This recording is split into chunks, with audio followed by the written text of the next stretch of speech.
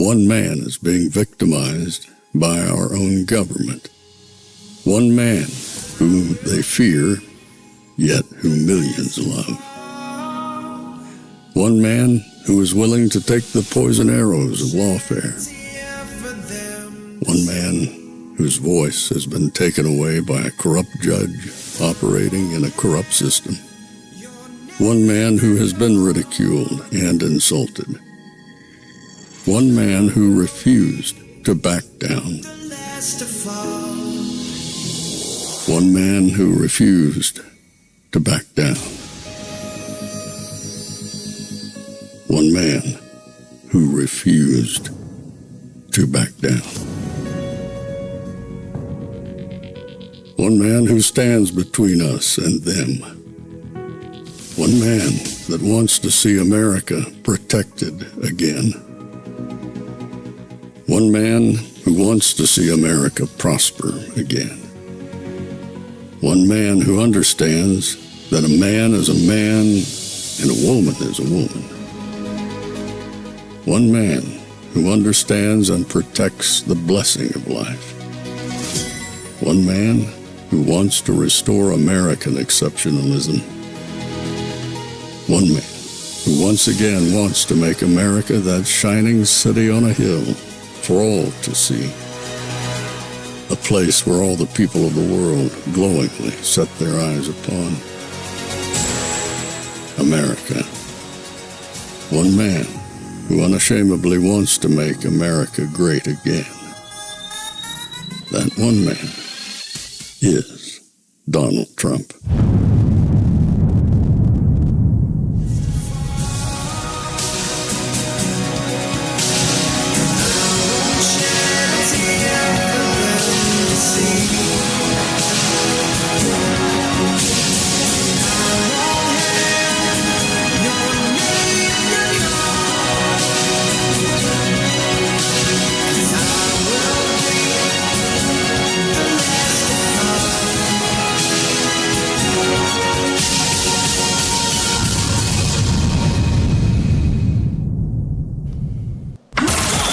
This is Fanfare with Barry Cunningham.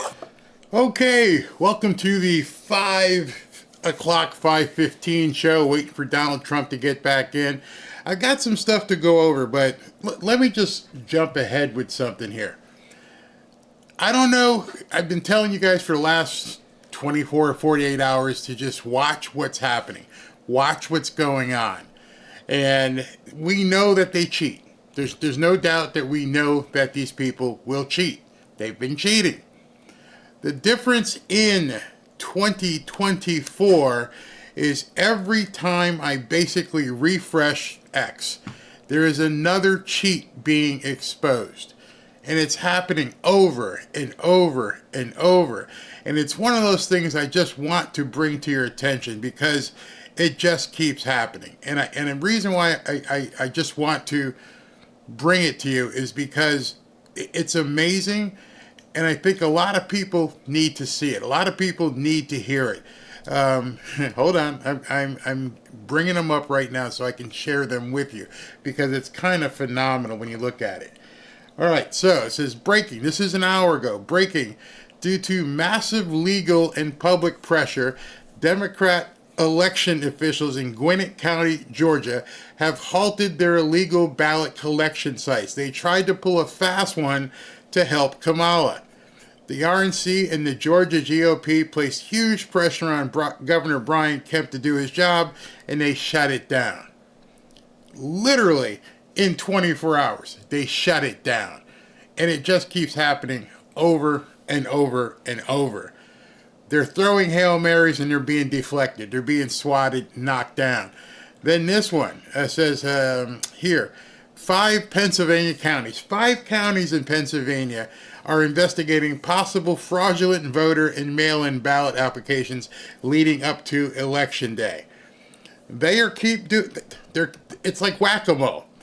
At this point, they keep trying to cheat, and they keep trying to see what they can get away with.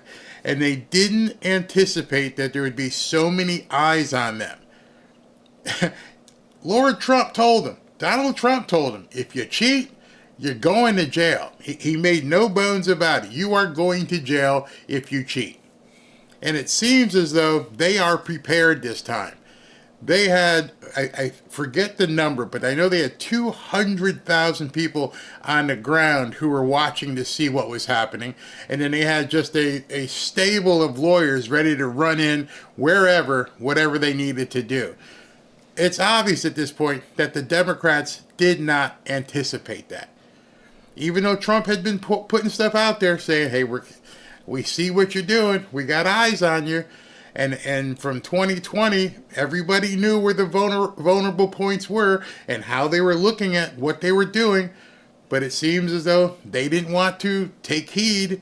And now, as the early vote stuff is starting to come out, they are just pounding these people. I mean, it's amazing. If you've been following the early voting numbers, you've got Democrats right now saying, oh, and I'll use the word crap. I would use a much stronger word because they are freaking the F out. They can't believe what is happening. It is becoming the wish that Trump had, too big to rig. And it's happening in so many places. Earlier, when we were talking and somebody said that the Antifa nuts were getting ready to do their thing in Washington State, Washington State, why would they even worry about Washington State? Well, it seems as though the early voting numbers are showing that Trump may be leading in Washington. Trump may be leading in Oregon. And then tonight, he's in Salem, Virginia. I don't know how much of a shot he has, but he believes it's in play. All these things that the Democrats thought they had locked up, they're finding out in less than 2 days how much they don't have it locked up. And they've got the wrong candidate to try and do a 2-minute drill. She can't do it. She's falling apart. And then Dementia Joe gets out there and just... Let me see before Trump comes out here if I can play this. If I can get this on before he comes up. Well, we know we got like 2 minutes because... they'll play the music, and when they play the music, Lee Greenwood song. So we got 2 minutes. I gotta play some of this to you because you're gonna die listening to this. Yeah, this was a spirited appearance before a union crowd here in Scranton. It wasn't a large crowd, only about 100 or so people, but certainly a very supportive one. We haven't seen a lot of President Biden on the campaign trail this year. His presence has been somewhat limited, but I think in his remarks today, you really did get a sense of the stakes that he sees this election bringing, of the importance of this election, but also just his visceral distaste for Donald Trump. He got worked up at one point talking about how Trump wanted to repeal the Affordable Care Act, wanted to cut taxes for the wealthy, and said that these are the kind of guys you like to smack on the ass. But I'm serious. These are the kind of guys you like to smack in the ass. But I'm serious. These are the kind of guys you like to smack in the ass. Tonight makes... That's the President of the United States. At this point, you may be with me. You may start thinking to yourself, he's doing this shit on purpose, isn't he? He's really doing it to sandbag her campaign.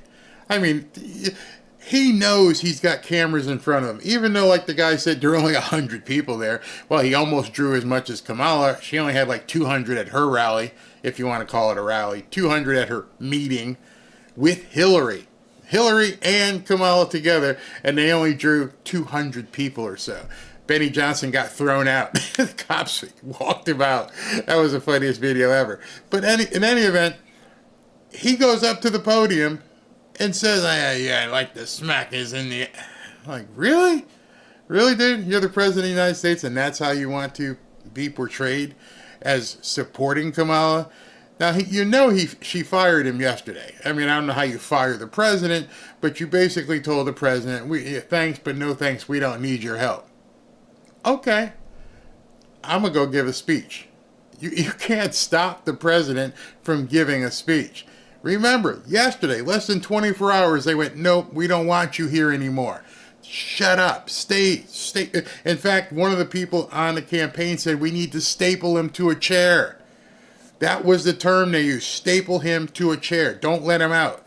What's the dude do today? Hey, fire up the jet. We're going to go over here to Scranton. That's my hometown. Not mine. I'm talking about Joe. So I'm going to go to Scranton. I'm going to talk and be amongst my peeps. And I'm going to talk. He knew that she doesn't want him out there. Her campaign has said staple his butt to the chair. He gets in Air Force One, goes over to Scranton, and gives a speech in front of 100 people and says that. It's falling apart everywhere. The Democrats aren't showing up. The male vote. I mean, I wish I had time. Maybe we can cover it afterwards. That's falling apart, especially black men, which I've told you, when this thing all unfolds and we hear the data, you're all going to have to say, wow, who told me that the black men and Hispanic men wouldn't be voting for Kamala Harris? I've been telling you that for months. Like, every single one of these polls can say whatever they want, but they had a line today in Chicago. And people were thinking, oh, that's for Democrats. Okay, then why were they singing the national anthem? Because we know the Democrats don't sing national anthem. They're getting torn apart. Absolutely destroyed. And as long as Laura Trump and Michael Whatley can keep the attorneys working and be on this stuff right away, and we keep winning in court, they're not going to know what to do, except we know what they'll do on November 6th. And if the things keep being pushed the way they are, who knows? This thing may be over before the November 5th. So CNN, I've noticed lately, has been taking a turn. I don't know if they're trying to save their own credibility. It seems like it, because now they're attacking her. CNN came out with this report about her trying to play both sides of the fence with the Muslims. Messages. A K-file investigation this hour finds Kamala Harris is targeting crucial battleground voters with vastly different messages on Gaza and Israel. This ad is running in Michigan, which has the largest Arab population in America. What has happened in Gaza over the past 9 months is devastating. We cannot allow ourselves to become numb to the suffering, and I will not be silent. All right, well, it's a very different story for an ad in Pennsylvania targeting Jewish voters. Let me be clear. I will always stand up for Israel's right to defend itself, and I will always ensure Israel has the ability to defend itself, because the people of Israel must never again face the horror that a terrorist organization called Hamas caused on October 7. You can't stand for everybody.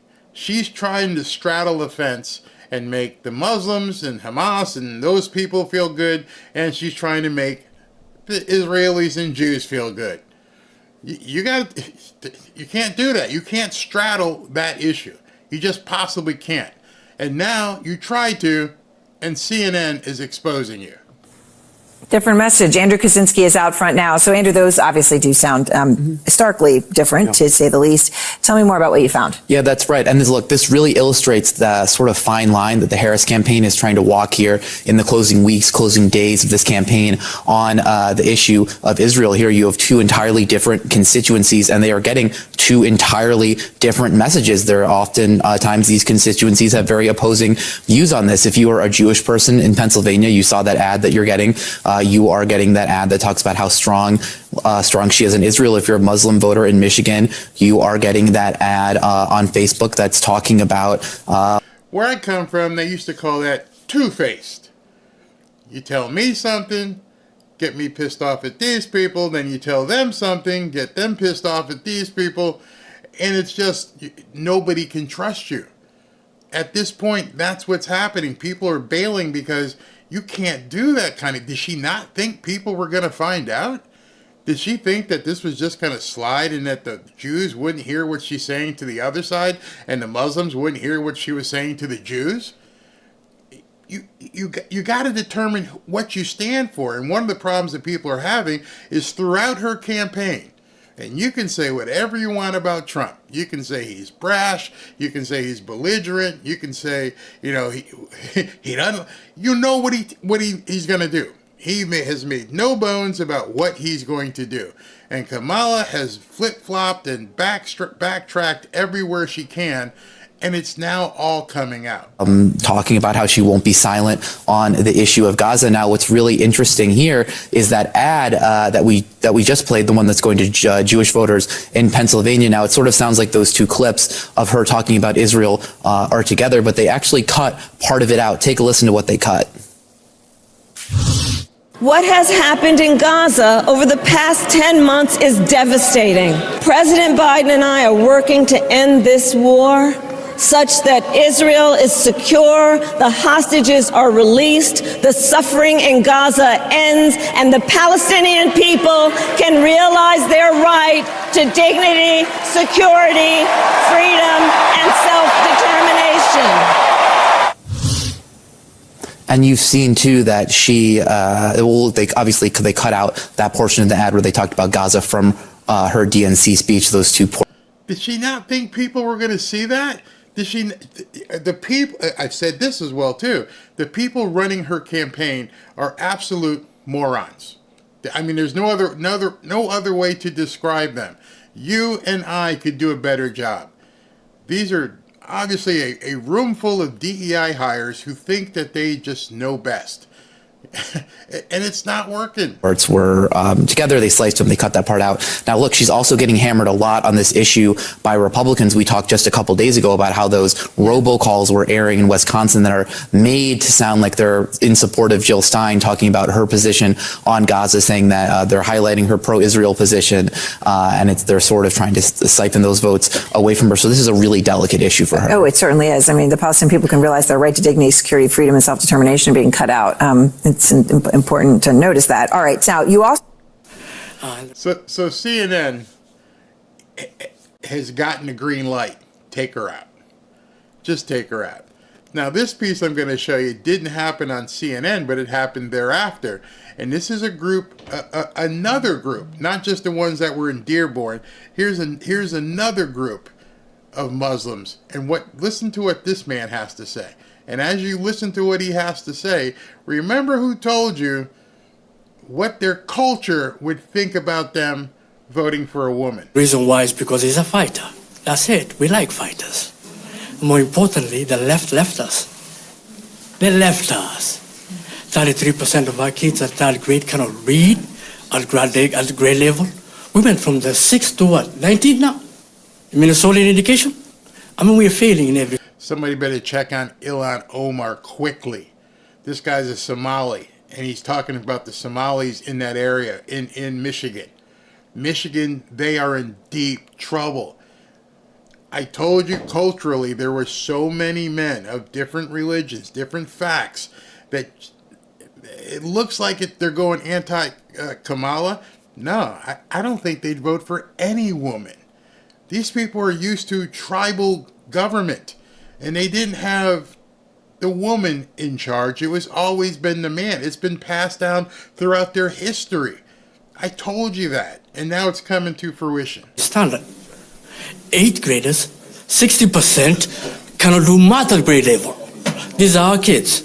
We talk about economic conditions here. Our conditions is horrible. We can't afford anything as working class and middle class people. Now, please understand this. We love our brothers and sisters who are Democrats, but you left us.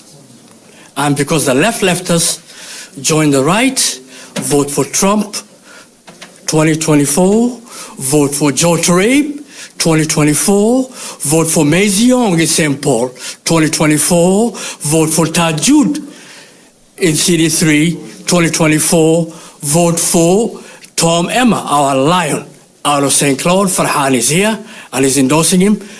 And please go out and vote, because voting for Trump without soldiers is giving him a failure. So please vote. Again, for the school boards, we have a ton of people running who are in the school board from all over the state. And please go vote for the Republican Party this time. Thank you so much. Can you imagine that? Can you imagine what kind of dagger that is through the heart at this point? That the Muslim men are saying, hey, yeah, go ahead and vote for Trump. Unbelievable. I haven't voted yet, but I plan on voting on election day, and I plan on voting for Donald Trump. I always voted Democratically, but due to my research, I recently changed my mind, Republican, from moving forward.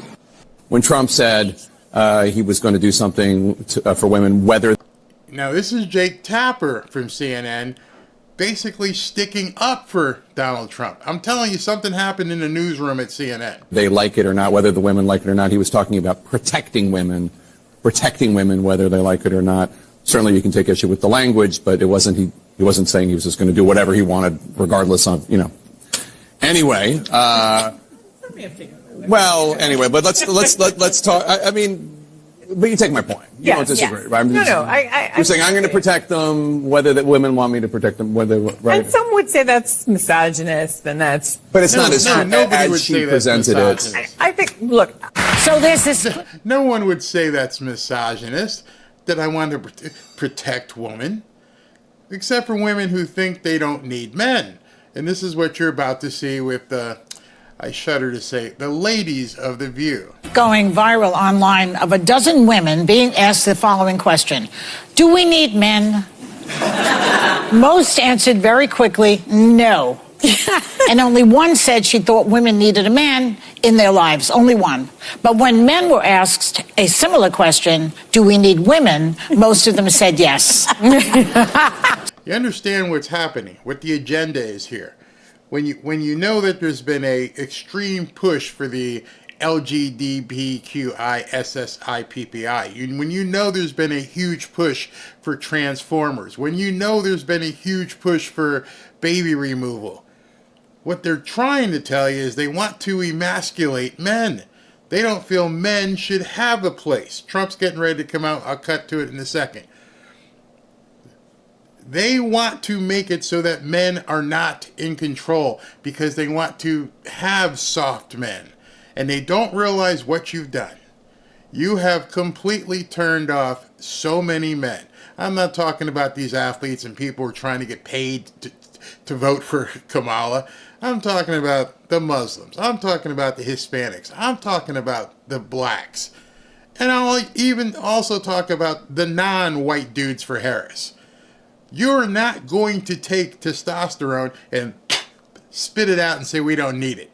That's exactly what this country needs. We need it more than ever right now. And these people are absolutely lost. I mean, lost because they think that we can be in a society without any men. So why do you think that is? Because men are useless. I mean... And by the way, I want to differentiate between straight men and gay men because I think I would die without gay men. No. I rest my case. Oh, no. Gay men are fine. We need to keep them. She came right out of her mouth. Came right out of her mouth. Which is why they hate Trump. Because this alpha male who's walking out right now is the antithesis of what Democrats think. Even Democrat women. They have been told at this point, oh, you don't need men. Everything's fine. Well, go protect yourself. Oh, that's right. You don't want people procreating. That's why you're pushing that blue bus in front of the DNC. It's evil. No wonder they don't like Christians and Catholics. And now they're going to have to step up and they're going to have to admit, well, we don't like Muslims anymore either. Because it's a male-led society, a male-led culture. They've backed themselves into a corner. They don't know what they're going to do at this point. How do you think you're going to get an electorate of people to vote for you when the predominant number of them come from cultures that are male-dominated, and you're trying to flip that on its head? You brought them all here. Unless you went and picked and chose certain people that were just alternative LGBTQers, You brought in men from male-dominated societies, which we know because we know the stuff that these guys are doing to women. So all you did was increase the amount of people that, you know, are coming into the country that are male-oriented. Trump's on stage. He's listening to music. Let's cut to him in a second. This is the second of 2 rallies. The third one of 3 rallies. The third one is supposed to be at 7:30. Obviously, that's never going to happen. So we're going to be looking at about 8:15. So come on back. Let's. He hasn't walked up to the mic yet. Waiting for him to do that so we can basically bring him on. Checking the other source here, making sure we're all connected. People. Whoa. This is a lot of people. Virginia. This is a lot. What's going on? Okay, so that feed doesn't have sound, you know that. So I'm going to have to go back to the other feed. We're going to win Virginia, you know. And outside you have exactly 5 times the number of people. So you're going to win this. We are going to win this on Tuesday. Thank you, Mr. Governor. We are going to win this on Tuesday. We're going to win. Thank you very much. You have a great governor in this state. He did a great job. Thank you very much. You have a great governor in this state. He did a great job. Thank you, Glenn. What a job. The whole group. So very special hello to Virginia. I know it well, to put it mildly. So very special hello to Virginia. I know it well, to put it mildly. And I'm thrilled to be back in this beautiful Commonwealth with thousands of proud, hardworking patriots. That's what you are. You're patriots. Very simple question for you to answer. If you I'd like to begin with a very simple question for you to answer. If you don't mind. Are you better off now than you were 4 years ago? I've come today with a message of hope for all Americans. With your vote on Tuesday, today with a message of hope for all Americans. We win. I'll tell you what. That's a big day. We win Virginia. We win the whole thing. We win. I'll tell you what. We win Virginia. We win the whole thing without question. Now, it's very possible that without winning Virginia, we're going to win the whole thing. Now, it's very possible that without winning Virginia, wouldn't it be nice? Whole thing too. We got to do it. Wouldn't it be cool? Wouldn't it be nice? We got to do it. We're going to win Virginia. I really believe it. We felt it. Your governor felt it. I felt it for a long time. But I will end inflation. I will stop the invasion of criminals into our country, and I will bring back the American dream.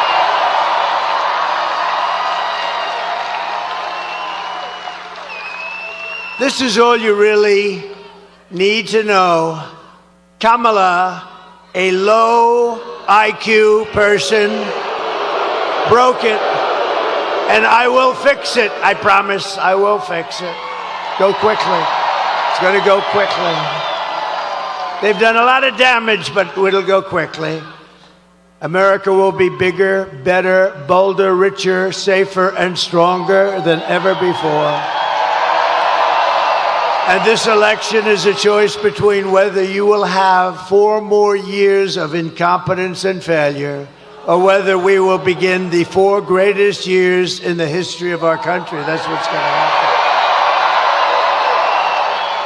And I'm asking you to be excited about the future again. Be excited. You know, it's hard for you to be excited. You watch what they've done to this country. It's hard. Just be excited. It's coming back, and it's going to come back for us. And I'm asking you, remember this, to dream big again. You're going to dream big, and we're going to do some incredible things, because this will be America's new golden age. It's going to be a golden age of America.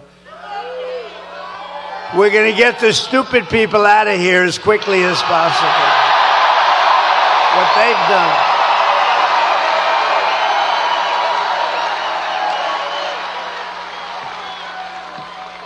Every problem facing us can be solved, but now the fate of our nation is in your hands. It really is. It's in your hands.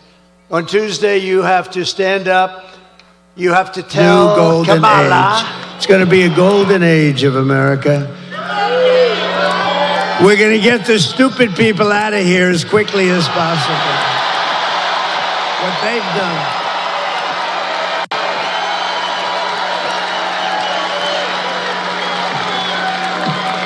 Every problem facing us can be solved, but now the fate of our nation is in your hands. It really is. It's in your hands. On Tuesday, you have to stand up. You have to tell Kamala. Let me know how the sound is. If it's too hot, I change feeds. Let me know how the sound is. Because nobody knows. I mean, you say Harris. Who the hell is Harris? The whole thing doesn't work, so we'll just call her Kamala. You're going to tell her that you've had it, Kamala. You're the worst vice president in history. You're terrible at what you do. You've destroyed our country. Kamala, you're fired. Get the hell out of here.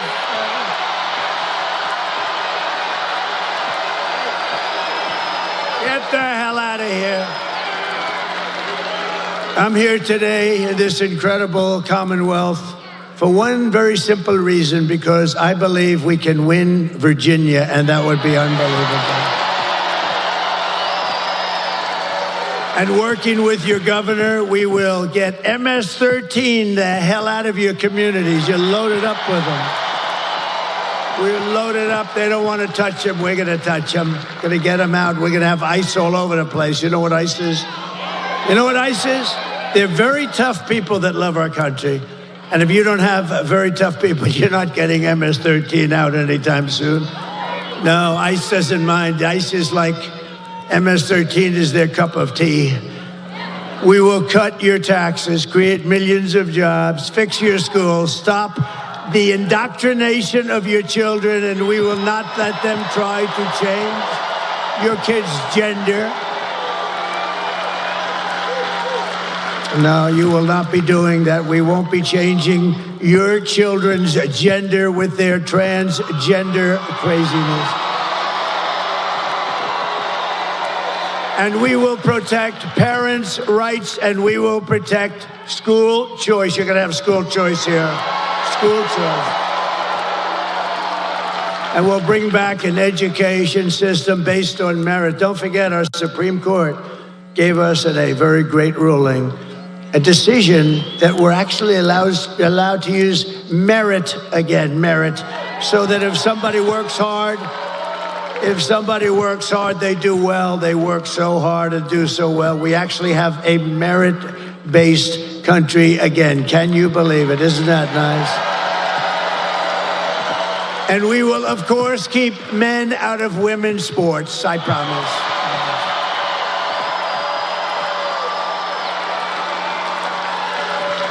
Last year, the radical left's gender insanity arrived right here in Salem when a man was allowed to transfer onto the Roanoke College women's swim team.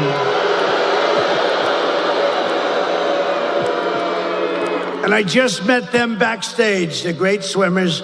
I didn't notice a male on that particular team. Perhaps I don't understand what's happening, but I didn't see any males on that team, believe me. But the brave members of the swim team stood up to the transgender fanatics, something new in our country. And those strong, and I would say beautiful, but I'm not allowed to use that term anymore with women, because if you say beautiful, it means the end of your career in politics. You're not allowed to say a woman's beautiful, so I will not tell you how beautiful they are, but they are beautiful. But those strong, beautiful, intelligent women, they won. They won. And today we're joined by 7 of the great members, really championship, incredible swimmers of the Roanoke College women's swim team that have gotten a little publicity. They've gotten more publicity than I have. What the hell's going on here? Including team captain Lily Mullins, a real champion. Come on up, ladies.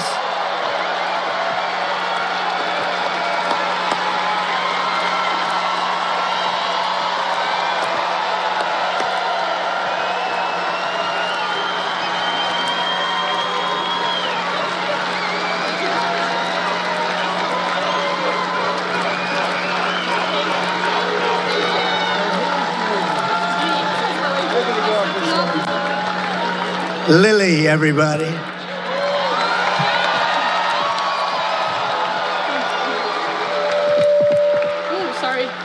Thank you so much, President Trump. As female athletes especially, we know that men have an inherent advantage over women in sports. And due to current policies, though, men are competing against women of all ages in all sports. Joe Biden and Kamala Harris have advocated for and pushed for this anti-woman sex-based discrimination to continue all over this country. And point blank, it's unfair. So I would like to thank you, President Trump, for standing with women and promising to protect the rights of all of us.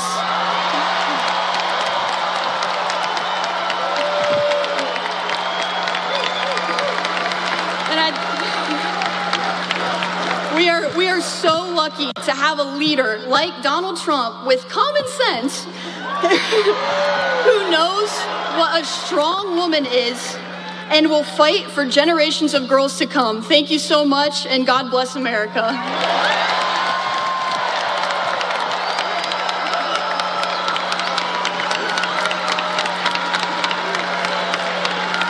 What a good job. Thank you, Lily.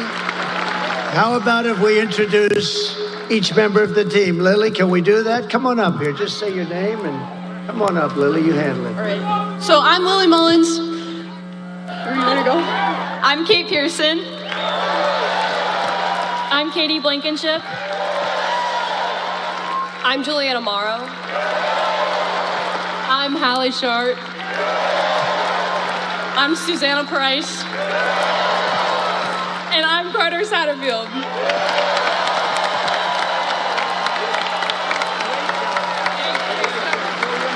Thank you so much. Thank you. God bless.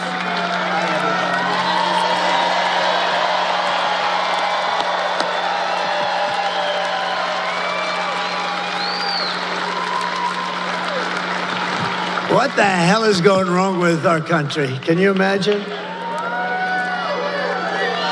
And the men don't realize they're tougher and smarter than us. I hate to say it, but they're tough. The men. All right, that's a great job. Good job you did, Lily. Beautiful. Thank you very much, girls. Go win that championship now, please. So we're just 3 days away from the greatest political victory in the history of this country, probably in the history of the world.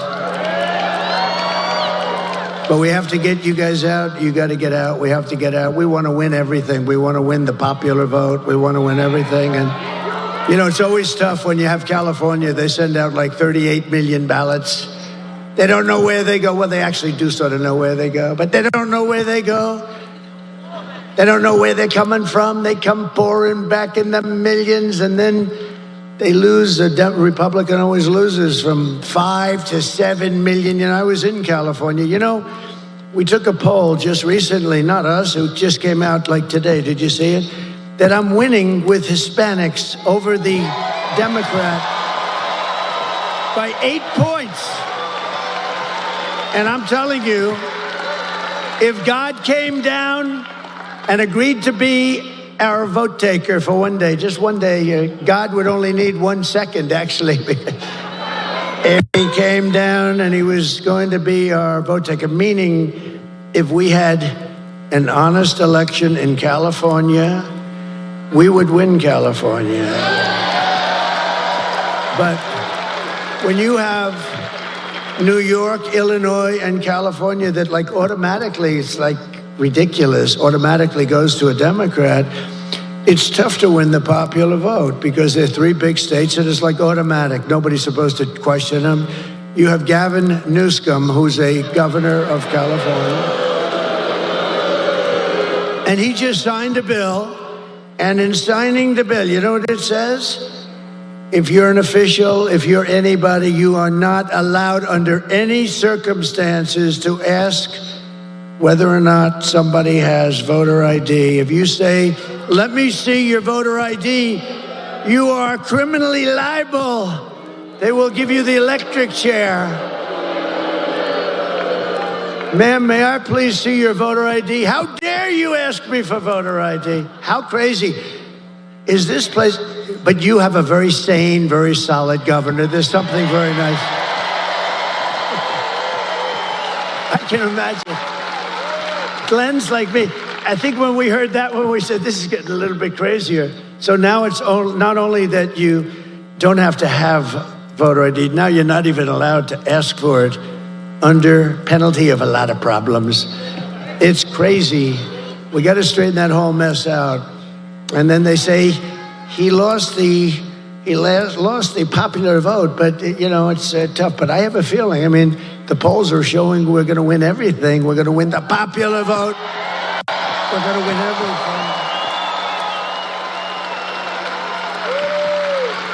And I'd love to win the popular vote with them cheating. Let them cheat, because that's what they do. They do it very well. They're very professional.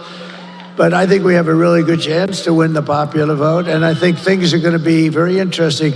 It's going to be one of the most interesting days in the history of our country, and it's going to be the most important election in the history of our country.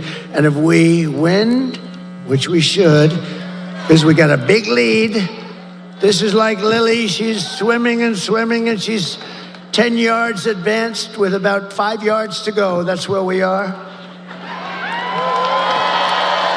In other words, we're going to win. But I have put everything on the line for you. I guess, I don't want to say this too much, but I guess, that little incident. Somebody said even his life he put on the line. I don't know, but I know one thing. I wouldn't have changed it for anything. I wouldn't have changed it for anything. Because we're going to make our country great again.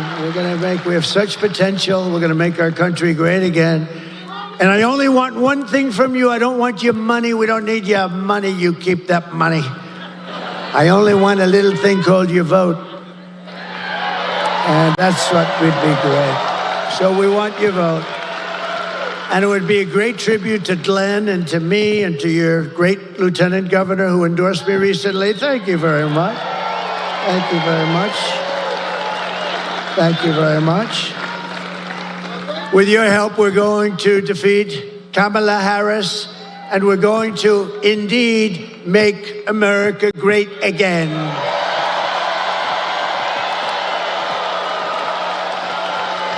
So yesterday was a big day. I can't believe this happened.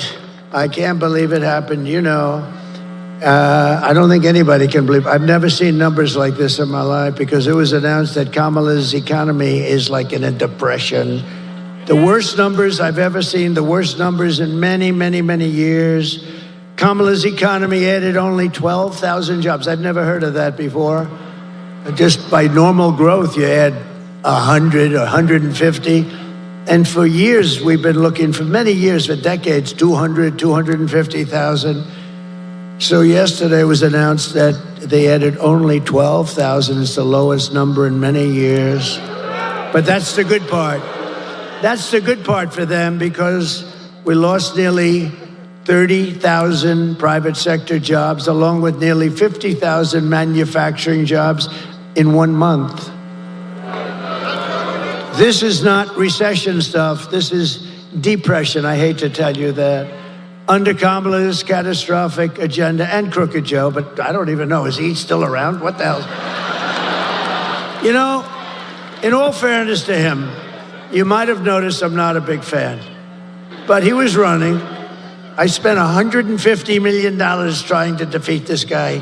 Think of it, and we were doing well. We had the debate. He didn't do great, but he did fine. We had the debate, and his numbers weren't great, and they walked into him and they said, we want you out. He said, I'm not going to get out. I got 14 million votes. You didn't get anything. We want you out, Joe. You're going out. Think of the consequences of this. This is a guy who's the president. He won it in the primaries. Whether you think he's great or horrible, it doesn't matter. He won it in the primaries, right? They would look at me. If we ever did that, they would say, this is a threat to democracy, right? Everything I do, he's a threat to democracy. If I walk 2 feet over in the road, he's a threat to these people are sick. Can you imagine if I walked into a president's office, said, we want you out? But, you know, crazy Nancy, she's crazy as a bedbug. And I don't know, I think the Attorney General, maybe you could look at it. You have a great Attorney General. By the way, we just won a big case, Mr. Attorney General. We just won a big case. Because our Republicans have to activate a little bit. So did you know that Nancy Pelosi was a big investor in Visa? Okay, she started off with nothing, and now she's worth $200 million. Other than that, I think she's been quite honest. Her average pay was about $139,000 over those years. And now she's worth $200 million, but she's quite an honest woman. But did you, Mr. Attorney General, I think this is most important for you. I don't know, maybe you can look at it. You know, you touched that little Washington area a little bit, so maybe you could look at it. So she's a big investor in Visa, right? Big. I mean, you know, she's got plenty of money, plenty of cash, and not a good woman. She's a bad woman. Bad woman. I think she hates our country, actually. When she impeached me, knowing that I did nothing wrong, I said, that's a bad woman. Bad. But she had Visa stock. She had Visa, big position of Visa, Mr. Attorney General. And guess what happened? She sold her whole stake. And then the following morning, the Department of Justice announced that we're doing a major investigation of Visa and the stock. So I don't know, maybe it's coincidence, Mr. Attorney General, but think of it. She has Visa stock. She sells, and the following month, sold all of it. She had it for years. And the following morning, they announced a major investigation into Visa. You know what happened to that stock? It wasn't a pretty thing. So we'll check that out. I hope that he checks that out. Because you know what? She's a crook.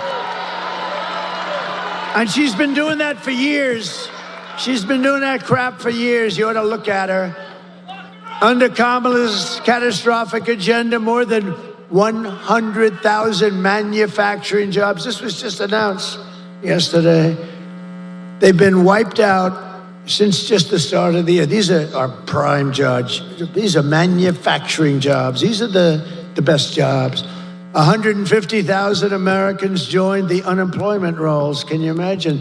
This stuff is just all coming out. Remember, 818,000 jobs 2 months ago were fake. They put them in. It was going to be through the election.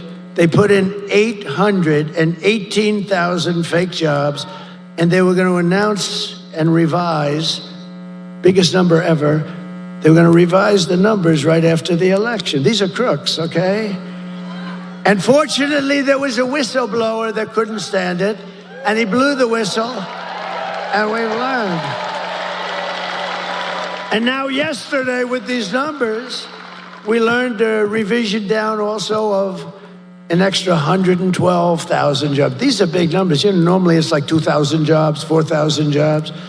It's almost 1 million jobs that were fake. These are fake jobs. That's why they call him Crooked Joe, I guess, right? Crooked Joe Biden.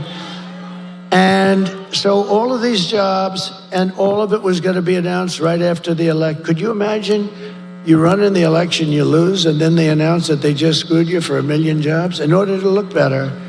And this is what we're dealing with in our country. This is what we're dealing with. 818,000 plus 112. Nearly 250,000 people dropped out of the labor force this month. How about that? That's like a depression.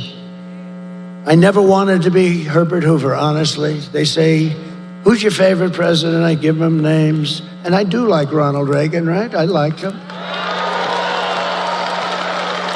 But they say, who's your favorite president? I tell you, he could have been a little tougher on trade, frankly.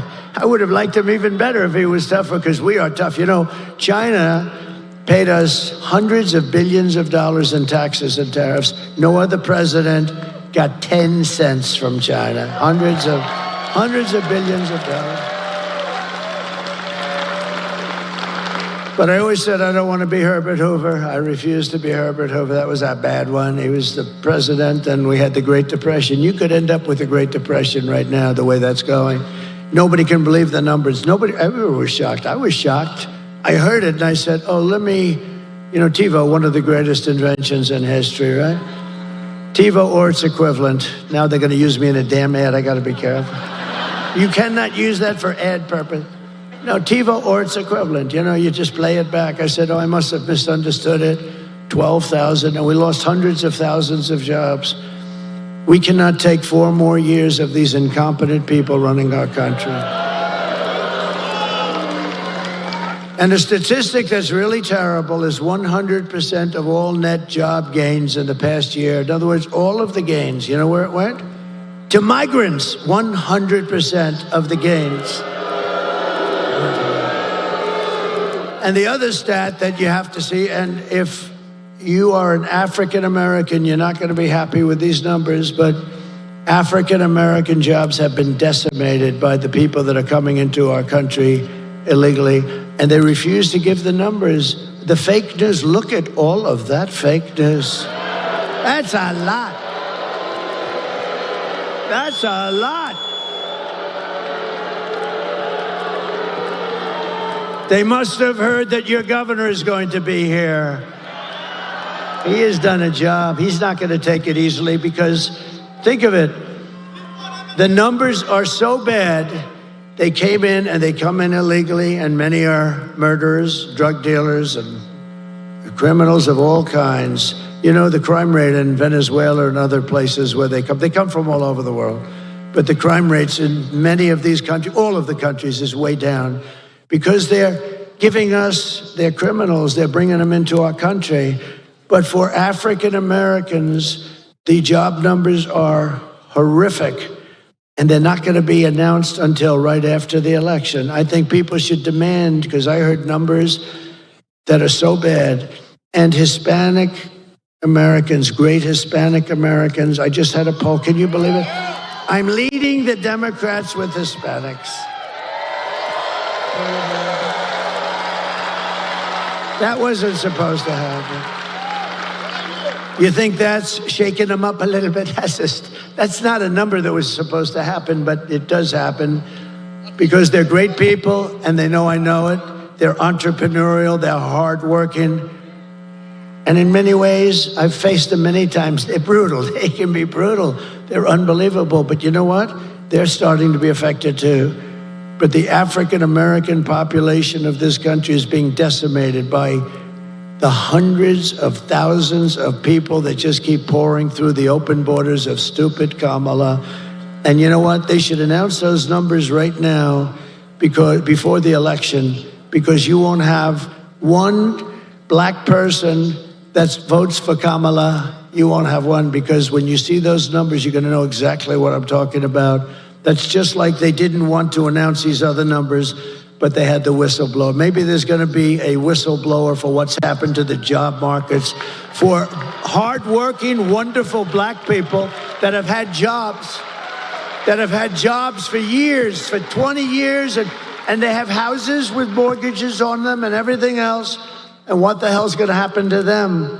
So you ought to take a good look at what they're doing, because they're holding those numbers because they want to get the election over with. And I don't think it's going to matter. I think we're going to win anyway.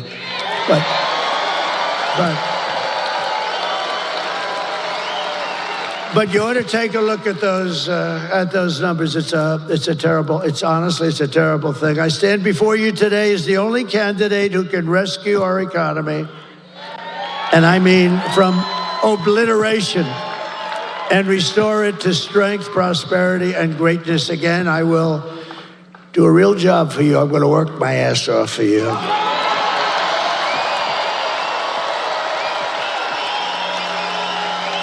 And I didn't need this.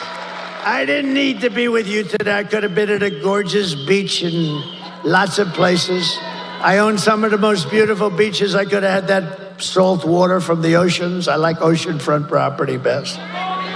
I could have been standing on a beach, my beautiful white skin getting nice and tan,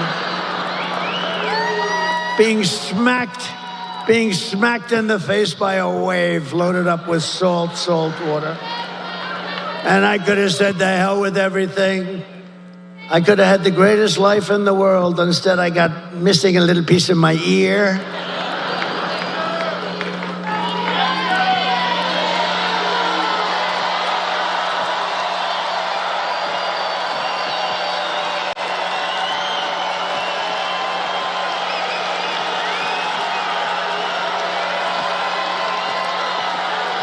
Thank you. Thank you very much. Thank you very much. Thank you very much. That's nice. That's nice. I like these people, Glenn. I tell you, I like these people. These are great people. These are great people. No, I could have been anywhere. I could have had the greatest life. I could have had everything, the best hotels, the best everything. I could have had the life that nobody had. You know what? If I had it to do again, I want to be right here with you. We're going to make our country great again. We're going to make our country great again. Nobody else can do that.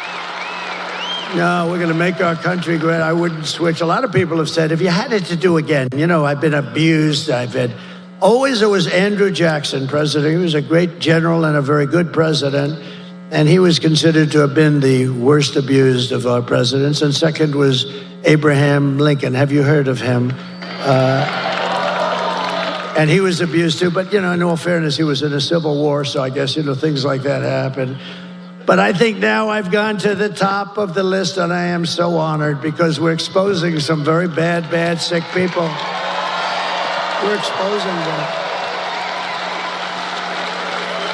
But a lot of people ask, if you had it to do again, would you do it? I said, I wouldn't even think about it. This is the greatest thing. This is the greatest political movement in the history of our country. Without question. Probably in the history of the world. And remember this for everybody, if you're thinking about like sitting down to watching some stuff, like a stupid football game or something, remember this, if we win this election, it will go down, and you're a big part of it. You're a part of it equal to me as far as I'm concerned. If we win this election, it will go down as the greatest political event in the history of our country.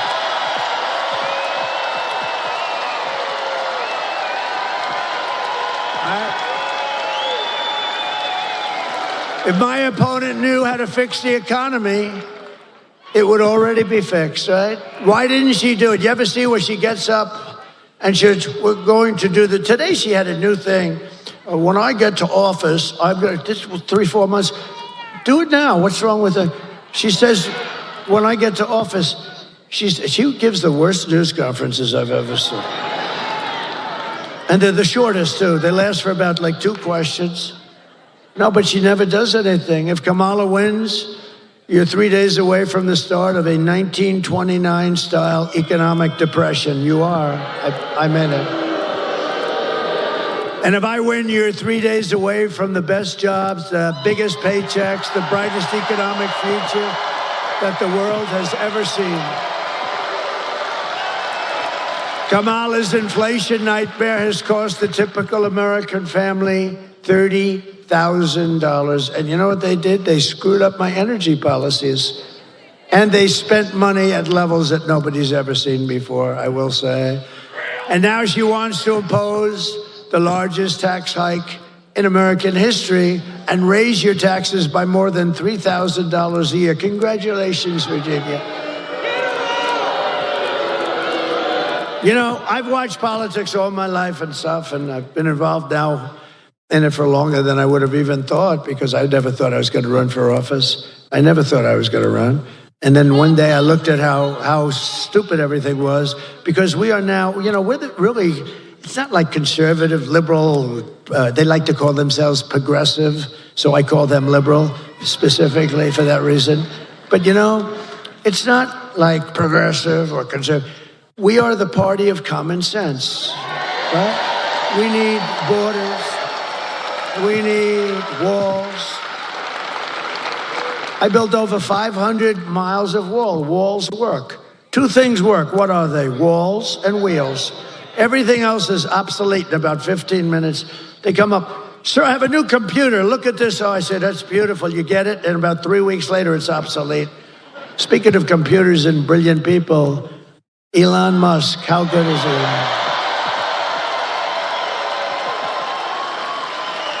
Do you know he's right now campaigning? He put that big 22-story rocket right in place and locked in. I said, what the hell is going on? I saw it take off. It was a beautiful white. I saw it landing. It was all burned to a crisp. Well, that's what you get when you travel at 10,000 miles an hour, I guess.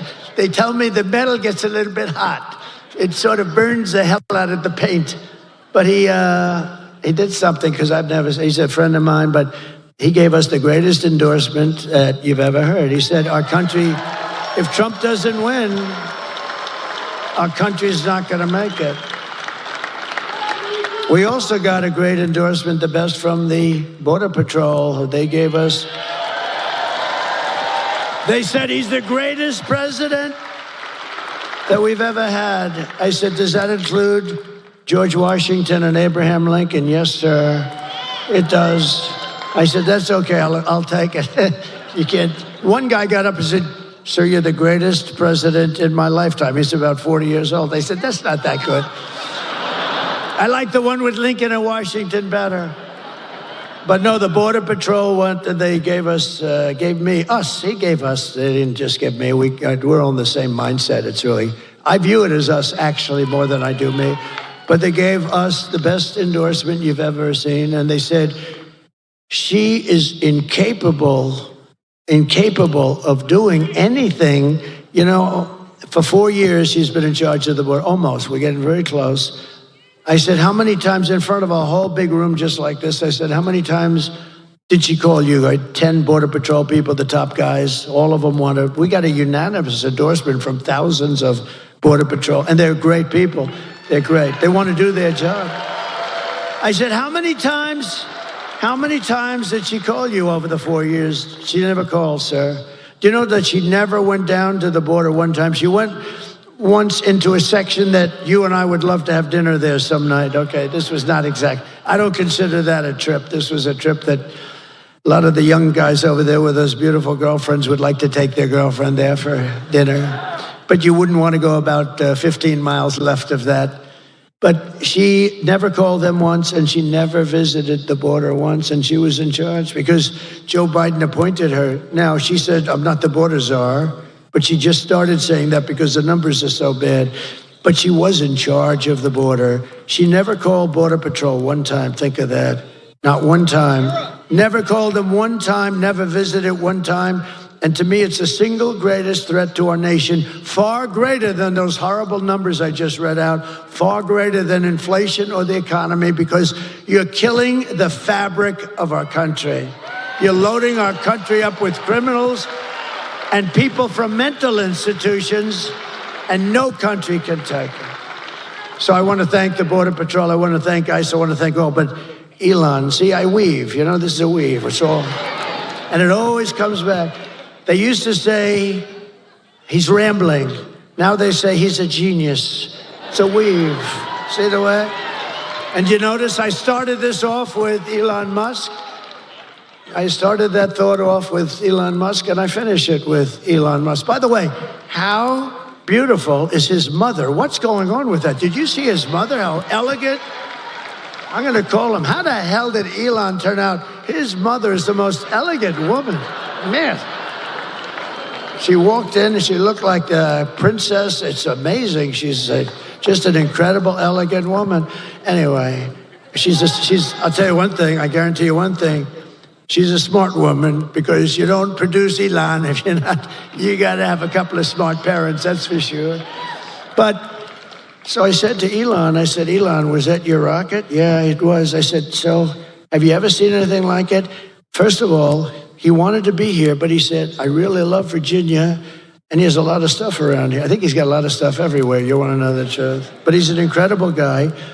And you know where he is now? He's campaigning for me in Pennsylvania. Think of that.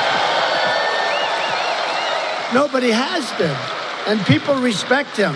People respect him so much. You know, it's like, he's just a unique guy. You know, we have to protect our brilliant people because we don't have too many of them, right? But he's think of it, he's campaigning for me right now, and he felt it was more important, and he sends his regards. But he gave us the most beautiful, but I said, I watched this thing going, and I told the story. You might have heard it 2 nights ago. I'm on the phone with a very important guy. It wasn't Glenn. It wasn't your attorney general or your lieutenant governor, because I wouldn't do that to them. But this guy was very, very, like one of the most important guys. And I'm watching the screen of the television, and I'm on the phone, and I say, could you hold on a minute? I'm seeing something here that I don't believe. That was the 22-story rocket ship coming down. And I wasn't sure if it was a science fiction movie I'm watching, or I never saw this before. And I said, do you mind holding for a second? Thank you very much. I put the phone down, and I turned up the sound, and I said, man, I said, that's unbelievable. The bad part, by the way, I never picked the phone up again. It was terrible. And you know, the really sad thing, he's so important. He's such a big guy. But because I was president, but maybe more importantly, because I'm the leading candidate, because I'm the leading candidate, the poor guy never hung up. Because 45 minutes later, I picked up the phone. Hello? Are you still? Oh. And you know, you press this so bad, they'll say, see, he's cognitively impaired. No. I'll let you know when that day happens. Not going to happen for a long time. Not going to happen for a long time. And isn't it nice to have a president that doesn't have to look at teleprompters? I haven't looked at these suckers in the last 20 minutes. And if I did, you'd be bored stiff. You'd be bored if I did. You just can't. But anyway, so I'm watching this rocket come down, and it's coming down, it's going to come down. I'm looking, I'm saying, how big is that sucker? 22 stories. 22 stories, and it's coming. I say, oh, no, it's going to hit the gantry. You saw that the bottom part was swinging left on the gantry that cost billions of dollars. And it's going to hit, it's going to crash. I didn't even know it was Elon's. I just said, this thing is unbelievable. And then all of a sudden you see fire and flame come pouring out of the bottom. It pushes just on the left side. And then you see it pushing over, and then it comes down slowly. Boom. Inches from perfection. And then you see those arms like you grab your beautiful baby, your beautiful child. See? In the old days I would have said like you grab your girlfriend. Now I don't say that anymore. I say like you grab your child. And those big arms came in and they grabbed that sucker and they held it in place like you grab your child.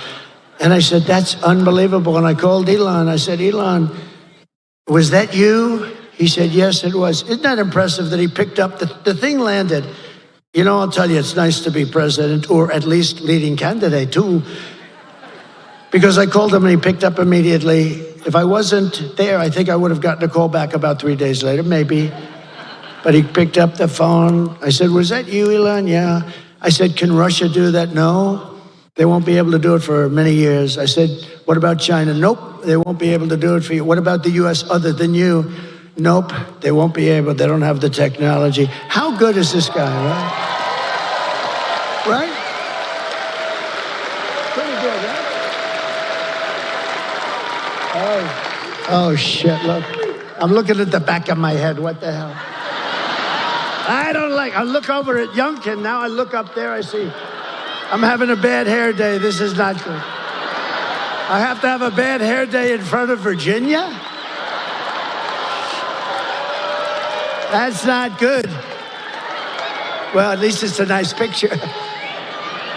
No, how good is it? But just to finish with Elon, so I went down to North Carolina right after the hurricane. We couldn't go. I didn't want to go too near. I wanted to let people, FEMA has totally let them down. FEMA, you know why? Because they spent all their money on illegal migrants. They spent like almost $1 billion. They don't have any money. We'll take care of it, but they don't have any money. It's a horrible thing. North Carolina got hit hard.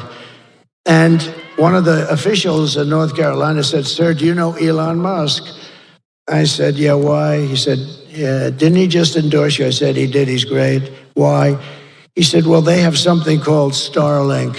And North Carolina has literally been cut off from the mainland. We have rivers where we never saw water before. And we literally have rivers, and people are dead and people are missing. And we have no communication to Now they're calling it the mainland. Before it was part of the mainland. You had to see it. I was there shortly after, actually on the site. I've never seen anything like it, the devastation. Massive trees are just ripped out like they're toothpicks, and houses, the foundations are pulled out, everything's pulled out. I've never seen anything like it. And wide, too. You know, a hurricane goes this way and narrow, but this thing was just like a hurricane, but it was, hundreds of miles wide, but the worst section. And I said, why, what do you need with Elon? He said, he has something called Starlink. I said, what do you want? He said, we desperately need it in North Carolina because we have no communication and people are dying and we're missing and it's a disaster. Because all the poles were ripped down, the wires are all lying all over the ground dangerously.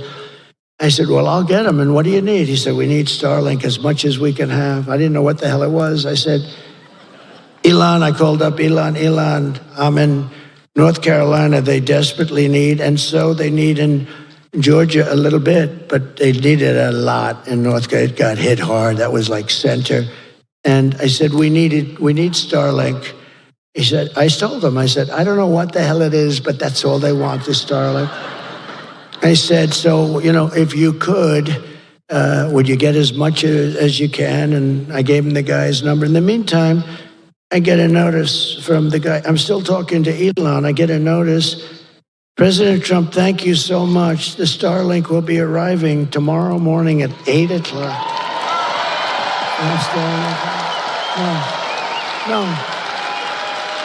No, but here's the point is, I wasn't even off the phone. So I'm talking to him, and I say, Elon, I just got a notice that Starlink is going to be arriving, but I'm talking to you on the phone. How the hell did you do that? He said, well, I have a very unusual way of communicating. I mean, I don't have to waste a lot of time on small talk, he tells me. I said, that's good. No, is that the coolest story though? So anyway, they got the Starlink, and it was a lifesaver. I mean, he's a great guy. We need our brilliant people. And another brilliant person, and this is not easy for him because they've been Democrats for about 5,000 years. RFK Jr., right?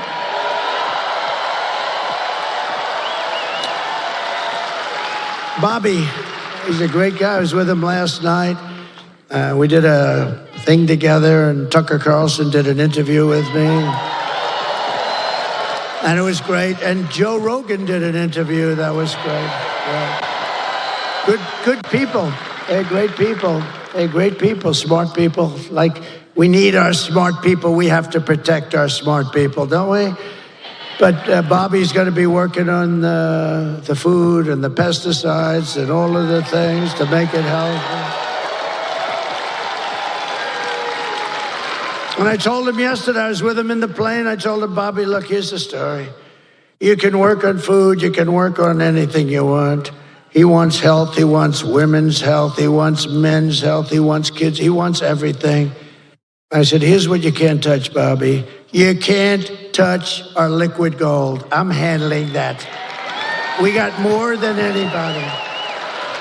And Bobby, we cannot, that's the only thing, Bobby, you got to leave that to me. We're going to make so much money. We're going to pay off debt, reduce your debt. We got more liquid gold than Russia, Saudi Arabia, Bobby.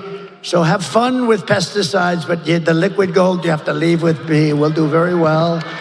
Nice, clean energy. We're going to give you so much energy. But we have a lot of people. We have all these endorsements. Tulsi came in. She actually just turned Republican. Tulsi Gabbard. We have, Brett Favre. How about Brett? No, how nice was that? I was in Wisconsin. Brett Favre, he's a great guy. He has a hand, but he was a great guy. But that was a big one yesterday. It was something that was really nice. Hard for athletes to do it, as I said. But I will massively cut taxes for workers and small businesses, and we will have something called no tax on tips, no tax on overtime, and no tax on Social Security for our great seniors. And to lift up American families, I will protect and expand the child tax credit that we already created. And I will support a tax credit for family caregivers who take care of a parent or a loved one. Do you know? They're not spoken about. Angel moms and angel wives, a lot of great people. But you know that if they didn't exist, they take care of their son who may be horrifically wounded in an accident or in war. That if we didn't have these angels, I call them angels, they're all angels. If we didn't have these people, you could build your hospital system 3 times bigger and it wouldn't be big enough. The money that they save us and the incredible credit that they give, the care that they can give is something that's unbelievable. And I just think, we have to acknowledge it, so we're going to do a nice big credit for them. And they didn't even ask for it. They didn't ask for it. They don't ask for anything. They don't ask. A lot of people ask. Everybody asks for everything. Everybody wants. They want. They didn't want. They just want to take care of their beautiful baby. The baby may be 45 years old, maybe 40. To them, it's their baby. They want to take care of their baby. I mean, think of that, how incredible. And you could never give that kind of care in a hospital. I don't care what hospital you're talking about. You could never do what they do. But you'd have to triple your hospitals, and you wouldn't be able to do that.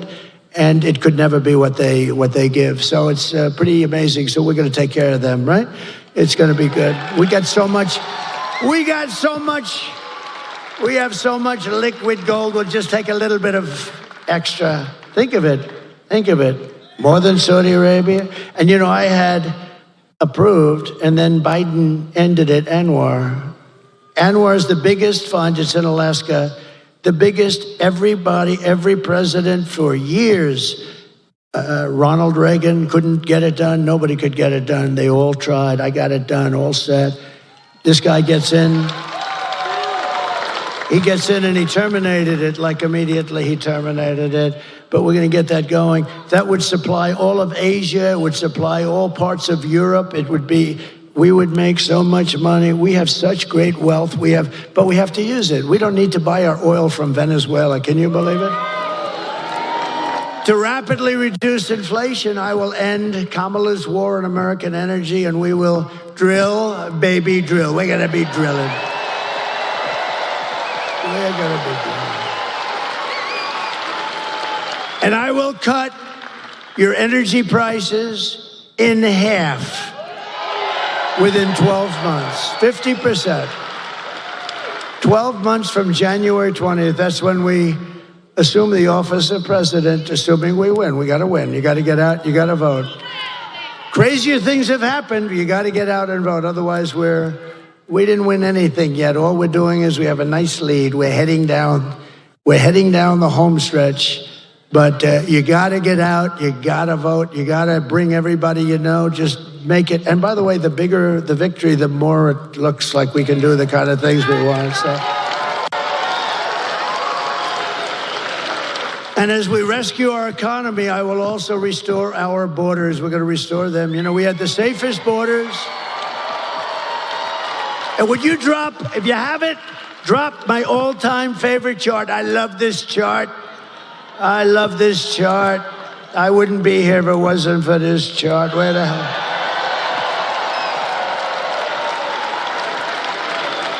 I love it. I go to sleep with it every night. I hug it and I kiss it. My wife says, "What the hell are you doing with that damn chart?" No, if I didn't turn to the right, I wouldn't be talking to you right. I go, bing. That chart was over there. It's always on my left. Tonight it's on my right. But it's always on my left, and it's usually at the very end, not the beginning, and it was like in the first paragraph, first sentence.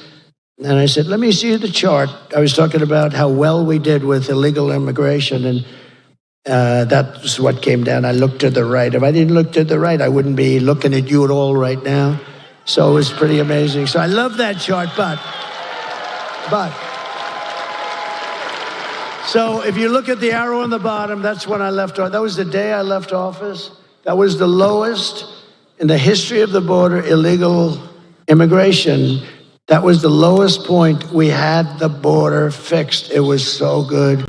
All this stupid person had to do is leave it the way it was. We had remain in Mexico.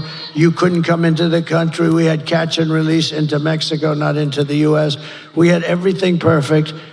And then they decided to just blow everything up. It was so sad. Do you think it was easy to get remain in Mexico from Mexico? Not that easy. Although they were nasty, but I was much more nasty. And they agreed. Tijuana was probably the fastest growing town in the history of the world. Tijuana was growing at levels that nobody's ever seen anything grow, and it was all in Mexico. They couldn't, and by the way, they couldn't get by. You know why? Because I built the wall. But that chart tells you. And look what happened as soon as I left. It looks like an Elon Musk rocket ship. Look at that. It went from the best numbers in history to the worst numbers in history. And all of those criminals started pouring in. There were criminals, massive numbers of criminals. And I said that was going to happen. I know all the guys that head all those countries. But it's much more than South America. It's from all over the world. But I know all those guys. They're very smart. They're very street smart. They're very savvy. They're like your governor. They're savvy. He's a savvy guy. You know, he has that nice way. Hey, how you doing? Hi, I'm Glenn. Hi. He's a killer. Okay? I say that affectionately. Hi, I'm Glenn. Hello, everybody. Nice guy. Oh, he's a killer. Okay, trust me. You know that's a compliment. He understands it's a compliment, but it is. He's smart. But they're smart people, and they're streetwise. I said, if you have an open borders policy, every country in the world is going to drop their prisoners into our country. And that's what happened. They're criminals, they're gang members, they're drug dealers, they're terrorists, they're all in here. You know, I had in 2019, I don't even believe this number, Border Patrol numbers, they had 0 terrorists, 0. The next year they had 11. My years, 2 of my 4 years. This is after I got it really fixed and really good. Think of it, 11, that's not a lot. It's dangerous, but it's not a lot. But they actually had 0. I don't even believe that. I think somebody had it, but they had it at 0. Now you look at it, they come in by the thousands. The worst terrorists in the world are in our country, from the Middle East, from all over. And nothing good's going to happen here. Nothing good is going to happen. These people are what they've done to our country is unthinkable. It's the single biggest problem that we have. And we're going to fix this problem, and we're going to fix it fast. Thank you. Over the past 4 years, Kamala has orchestrated the most egregious betrayal that any leader in American history has ever inflicted on our people. She has violated her oath, eradicated our sovereign border, and unleashed an army of gangs and criminal migrants from prisons and jails, from insane asylums and mental institutions. You know who comes from the insane asylums? You know who it is, right? They always give me a hard time. Hannibal Lecter, the great Hannibal Lecter. You know the press to show you how bad they are? I'm talking about insane asylums, and then I'm talking about Hannibal Lecter. A little lighthearted humor about a very unfunny subject. And they always go, he always brings up Hannibal Lecter. What does that have to do?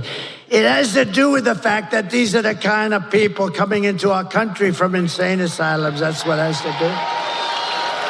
They always say, oh, he's rambling. But now most of them realize that it's the weave, and nobody else can do a weave like Trump. No. Joe Rogan said it the other day. We did a great interview. He's a great guy. And I started talking about something, and then I went to another very pertinent subject, but it was, related barely. Bing, then bing, bing, bing. And he goes, that's brilliant. That's the weave, isn't it? I said, that's the weave, Joe. But they come from Venezuela to the Congo, and they're stealing countless of American lives. I mean, they're stealing American lives. In other words, they're just killing people. These are violent people. The only thing good is they make our criminals look like nice people. These are killers, and they're just killers. You know all about MS-13. You have an MS-13 problem. I'm going to work with your governor, and we're going to get MS-13 out of Virginia within 1 month. 1 month.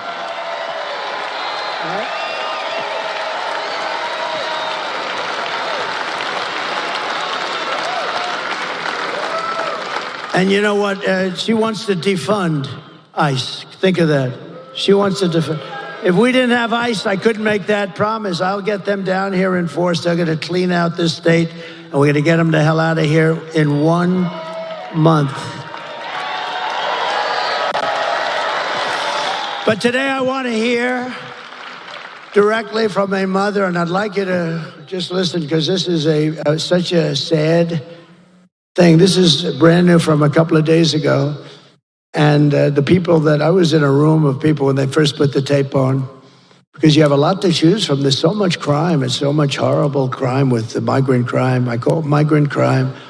And we saw that. And I had some of the toughest people, and like 75% of them were absolutely crying all over the place. These are men that probably haven't cried since they were a baby. Maybe they didn't cry even then.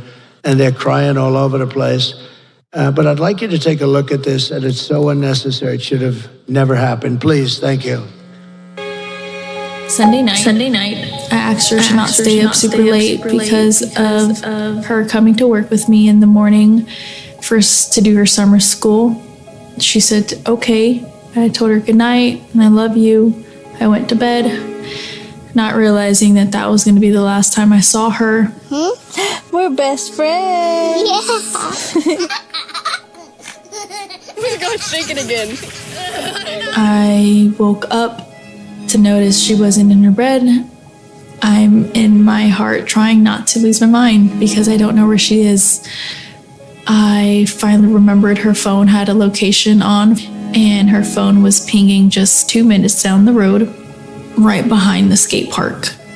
I start driving to the direction the phone was being pinged at, and I see a couple cop cars with lights on. I see yellow tape, and immediately my heart drops and sinks to the bottom of my stomach. All right, guys, this is another mom. Didn't expect this. Probably going to have to delete it because I'm sure she's going to deliver a heartfelt response here as she talks about her daughter being taken away. I'd like to take this opportunity to thank President Trump for inviting me here today and bringing Kayla's story to all of you. He brings real people and real stories. Kayla celebrated her 20th birthday 3 days before she was murdered. She was struggling with autism and the obstacles. She finally found a job that she could do and that she could do well. She had 2 jobs. She loved animals, especially her cat Oreo. She loved going to church, and she loved God.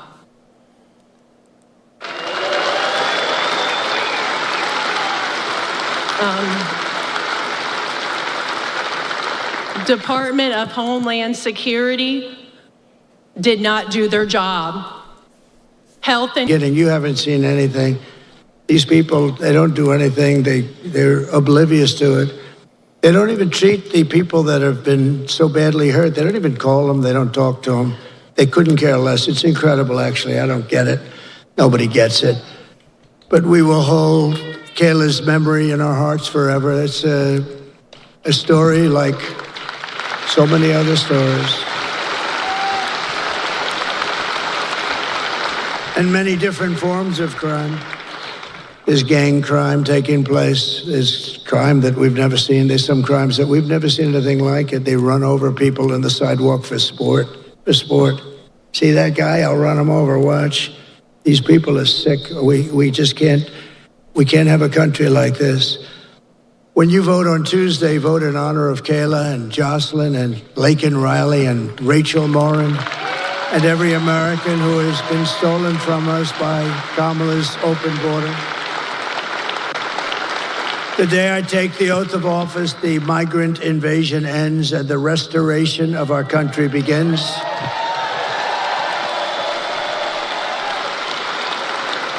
Because the United States is now an occupied country. Think of this. Think of this. With the United States, we're an occupied country. This is all over. This is in small towns. Look at our beautiful Ohio. We have Springfield where they dropped 30,000 illegal migrants into a 50,000 person town. Think of it. Now just think of it. but it will be an occupied country. We will not have this no longer, and that's gonna happen very soon. We're gonna get them the hell out of here and fast.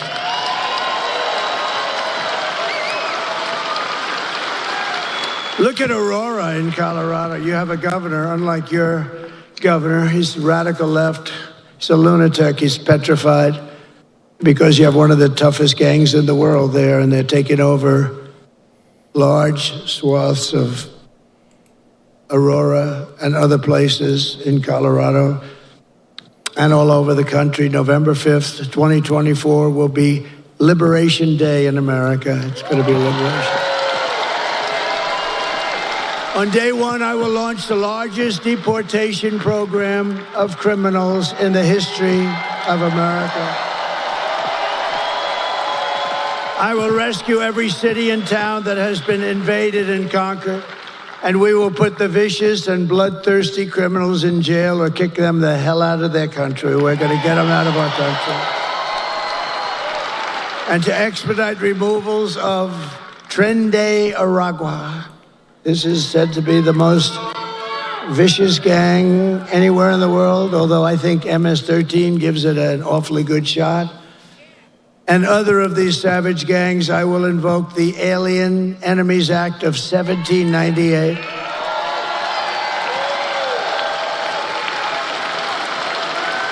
And think how far back we had to go, because they ran a little different country. They ran it a little bit tougher than. We had to go back to 1798 to target and dismantle every migrant criminal network operating on American soil. And if they come back into our country, it's an automatic 10 years in jail with no possibility of parole. And I am hereby calling for the death penalty for any migrant that kills an American citizen or a law enforcement officer.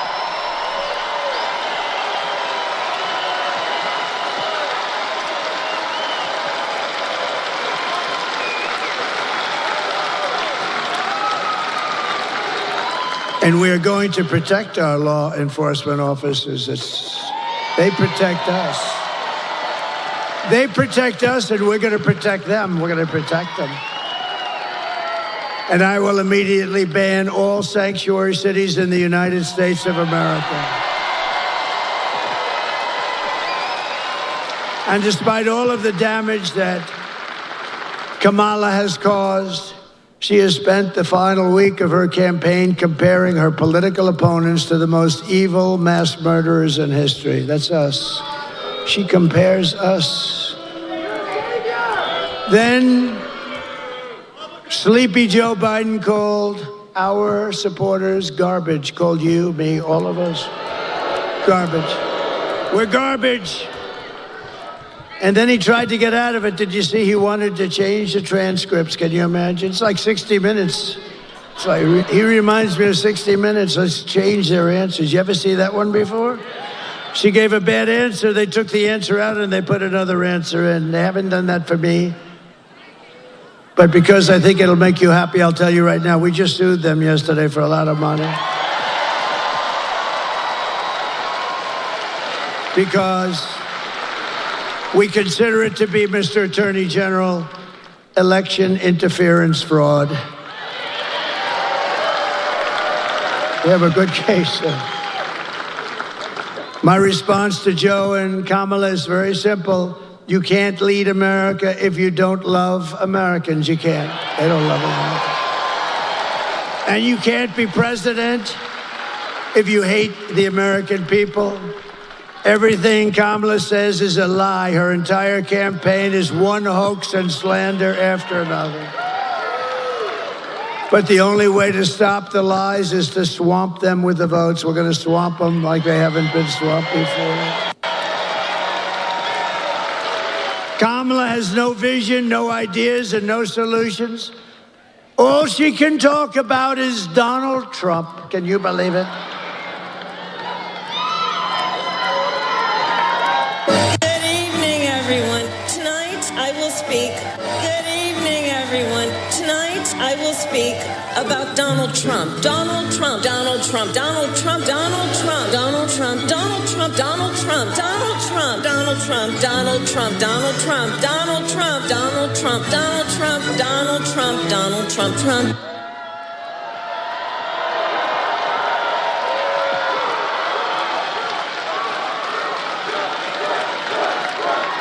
That was the other night. That was 2 nights ago. She's supposed to be talking about economic development, which she knows nothing about. She kept saying, Donald Trump this, Donald, she's crazy. She has got a massive and untreatable case of Trump derangement syndrome.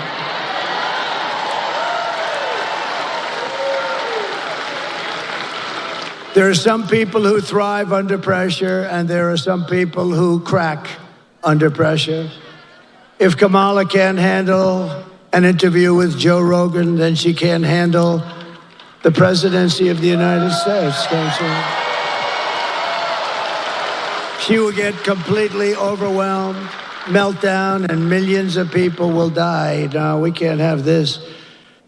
It's not a charity event running for president or being president. This is an election for the biggest and toughest job in the history of the world. There's no job tougher, bigger, more important. We can change the whole world, and for the positive, for the positive. Do you want to lose your life savings because we put a weak and ineffective person in the White House? Do you want to lose your job and maybe your house and pension because Kamala has the economic understanding of a mere child? And would you trust Kamala Harris to talk Russia or China out of a war? I don't think so. In fact, they tried that, 3 days before Russia invaded Ukraine, right? They tried it. She went and she met with a lot of people. And right after she came back, they invaded. Good job, Kamala. Would have never happened if I was president. Would have never happened. Nothing is more dangerous than to give immense power to a very weak and incompetent person with an extremely low IQ. At the end of the day, you need to ask yourself, can you afford to put someone this incompetent in charge of the United States of America? On top of it all, Kamala says she would not do one thing differently from Joe Biden. Think of this. Right track, wrong track. She's wrong track almost 90% of the time, the both of them. And yet she says nothing different. Please take a look. Would you have done something differently than President Biden during the past 4 years? Something differently? There is not a thing that comes to mind. I stood there on the tarmac watching you check your watch. Would you have done something differently? There is not a thing that comes to mind. You know what FIAT stands for? Fix it again, Trump. Joe Biden and Kamala Harris broke it, and we need you to fix it again, Trump. Virginians, look to your left and look to your right. These are your American brothers and sisters. These are people I fought and bled for. These are people that President Trump took a bullet for. We're not done fighting for you.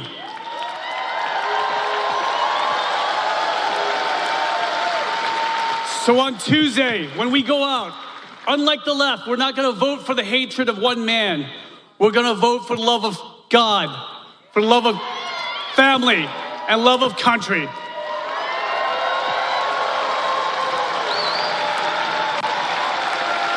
And Mr. President, we will deliver 13 electoral votes for you.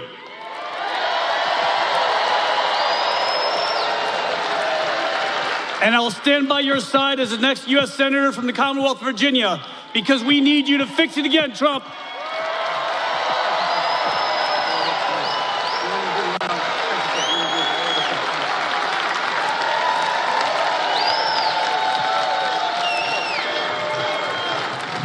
Thank you very much. He's going to do well. You got to get out, vote for him. It's a big deal, too. That would be a big one.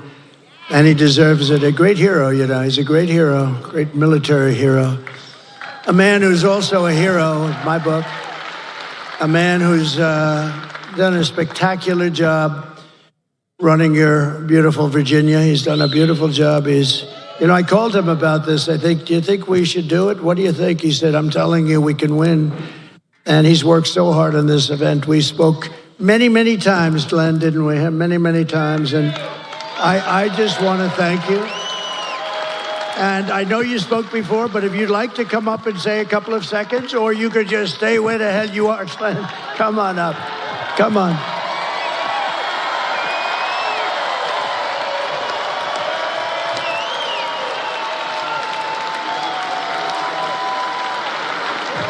Come on, Virginia.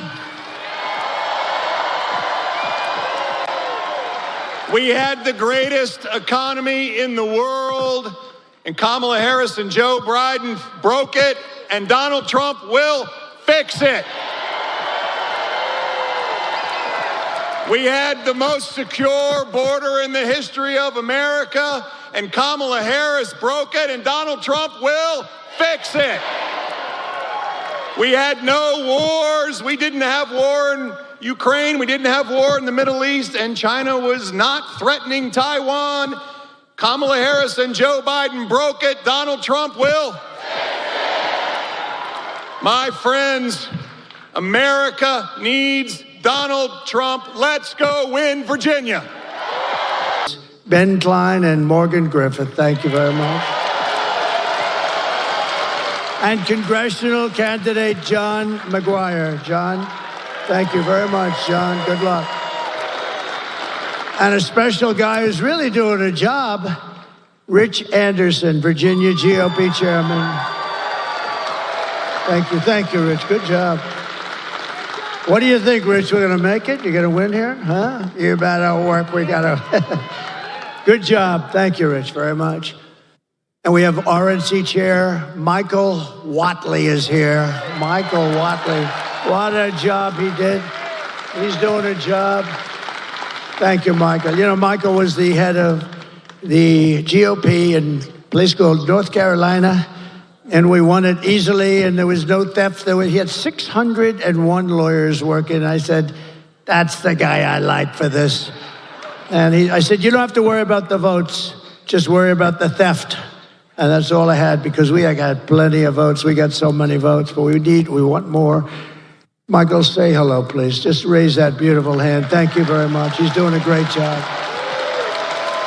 And one of the greatest entrepreneurs in America, Mr. Steve Witkoff. He's a great gentleman. Thank you, Steve, wherever you may be. Thank you, Steve.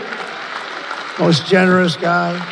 But here are the facts. Kamala is a radical left Marxist, rated even worse than crazy Bernie Sanders himself.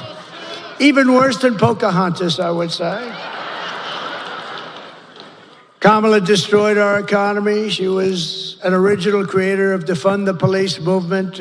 Anybody that wants even defund the police for one day, 1 second is not worthy of being president of the United States. Kamala vowed to abolish ICE. She pledged to confiscate your guns and endorsed a total ban on handgun ownership. She wants to confiscate. She will confiscate your guns. Would anybody in the room or anybody outside, you have 25,000 people outside. I wish I could show them. Can we show them? Is there a way? Because they are outside, and I mean, they are the greatest people. We got 25,000. Is there anybody here that would like to give up their gun to Kamala?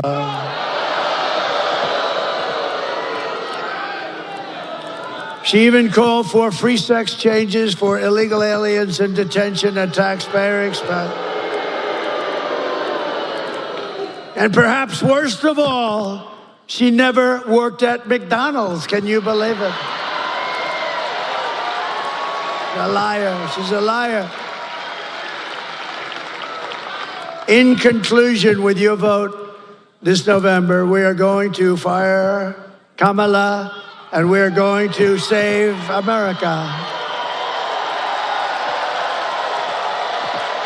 We will cut your taxes, end inflation, slash your prices, raise your wages, and bring thousands of factories back to America and back to Virginia. We're going to get them here for you, Glenn. You're going to have so many factories, you're going to say, please, Mr. President, we can't handle it anymore. We have too many jobs. He's going to come to Washington with hung. He's going to bring hung cow, and they're going to say, we have to see the president. And they're going to say, Mr. President, Virginia cannot handle so much business. We cannot handle it. You're getting too many companies wanting to come in. It's too much. I'll say, I'm sorry, Glenn. I want them to keep coming. Anyway, thank you, Glenn, for doing a job. This was a great thing. What a great job you did. This is really, really great.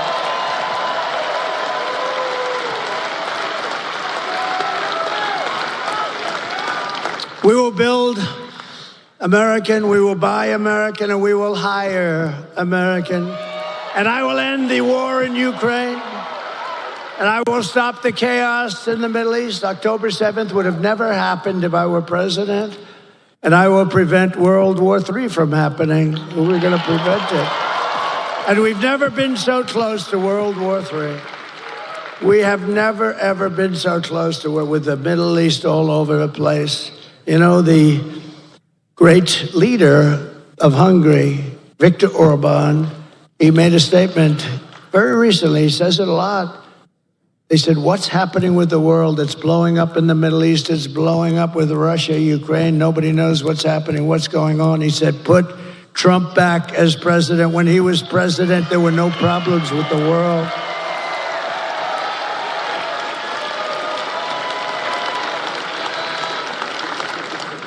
We will crush violent crime and give our police the support, protection, resources, and respect they so dearly deserve. And we will strengthen and modernize our military. I rebuilt our entire military. Then we gave a nice chunk of it to Afghanistan. How'd you like that? What a horrible time. I think it was the lowest point in the history of our country. 13 dead soldiers. I got to know their parents and relatives a lot, really well. They wouldn't even call them. They've never gotten one call from Kamala or Crooked Joe. Never got a call. Think of it. We left billions of dollars of equipment behind. They had a parade the other day. Wasn't that nice, showing our equipment that they got from the stupid American leader? They had a parade, yeah, through their main boulevard, showing brand new armored vehicles, brand new tanks, brand new goggles, you know? Thank you.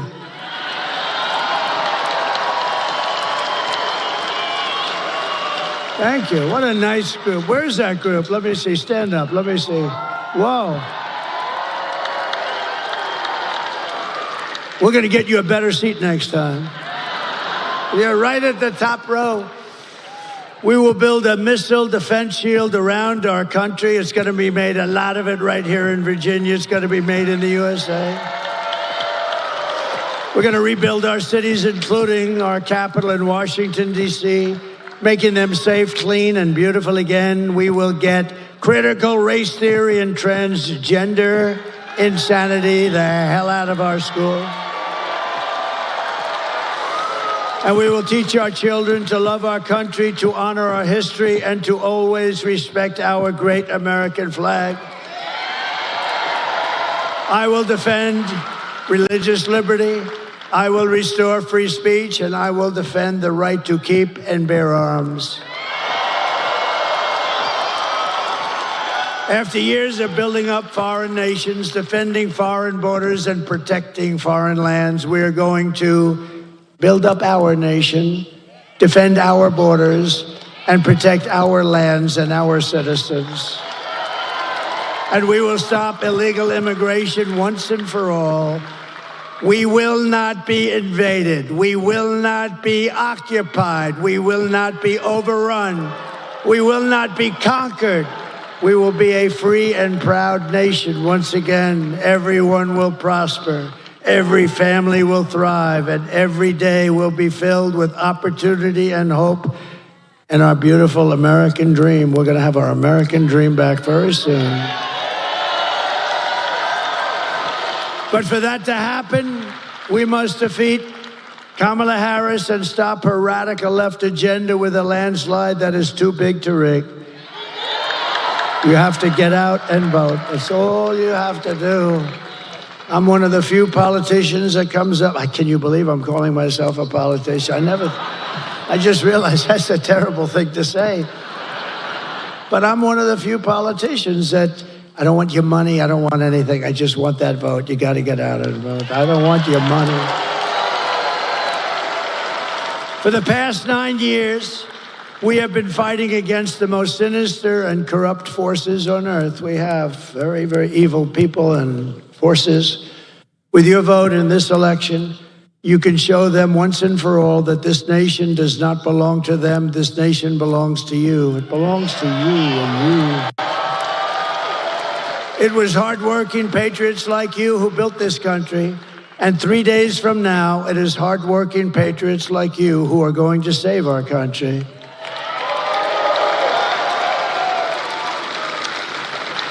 After all we have been through together, we stand on the verge of the 4 greatest years in American history. They will be great years, and we're starting from so far behind, but they will be great years.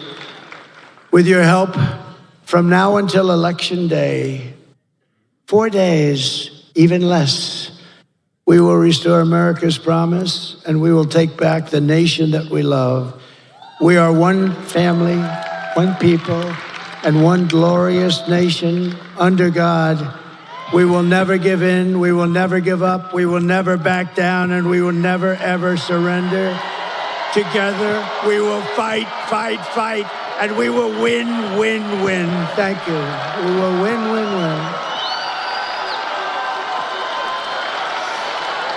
Thank you. Thank you very much. November 5th will be the most important day in the history of our country, and together we will make America powerful again. We will make America wealthy again. We will make America healthy again.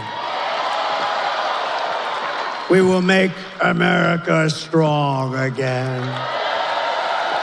We will make America proud again. We will make America safe again. And we will make America great again. Thank you, Virginia. Thank you very much. Thank you. God bless you all. God bless you. Thank you. Thank you, Virginia.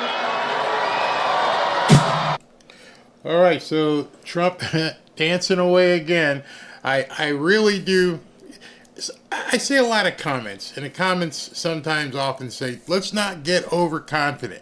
I'm going to talk to you like a coach.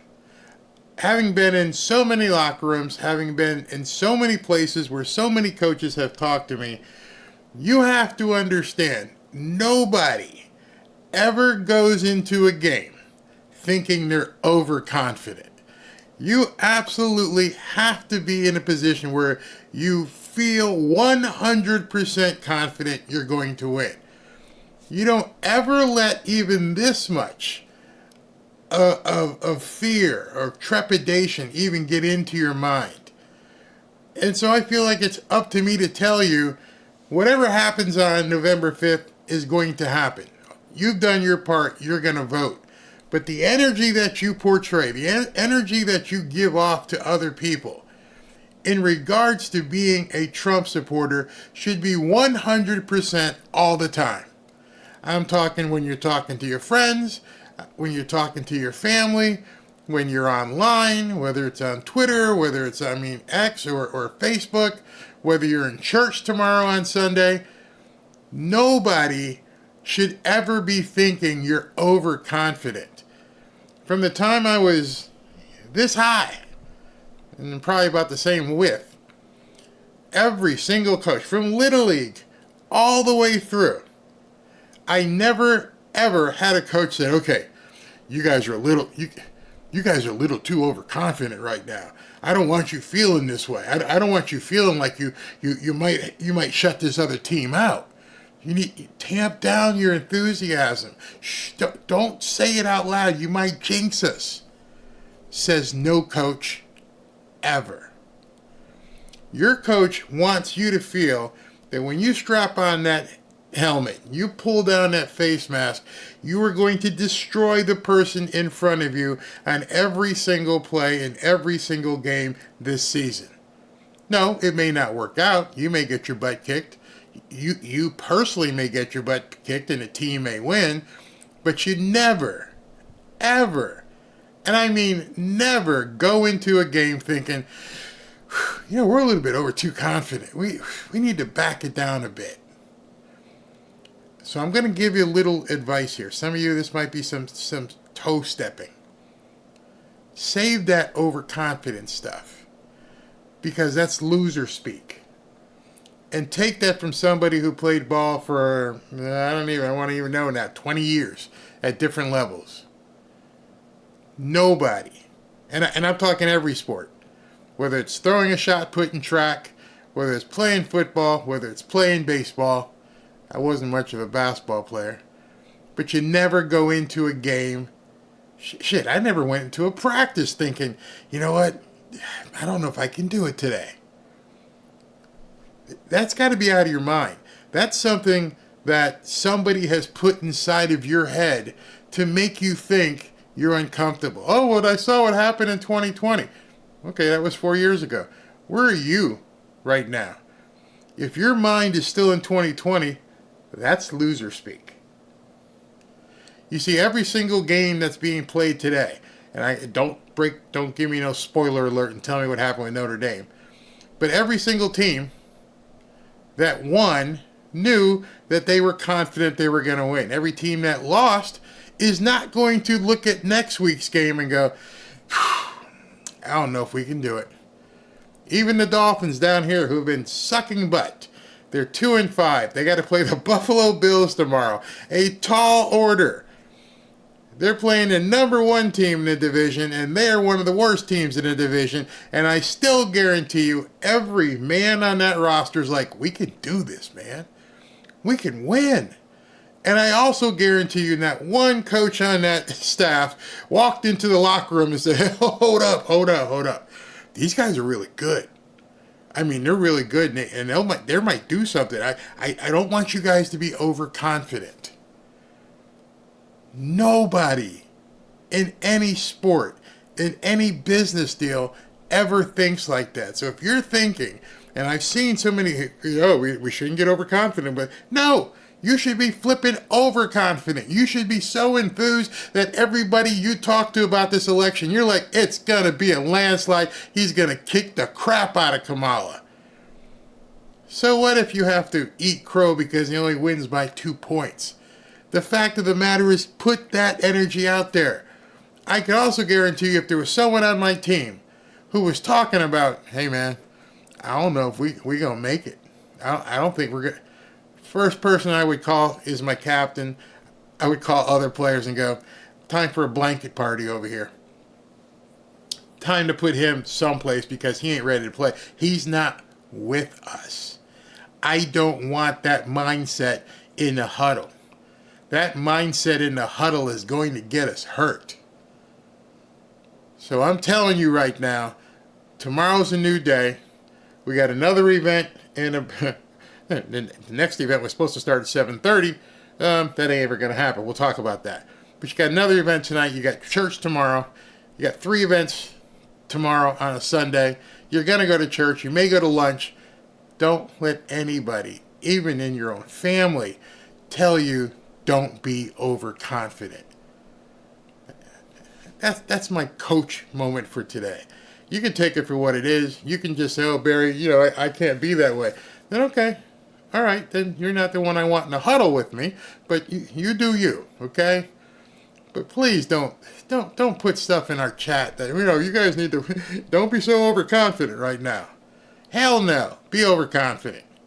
Be flipping.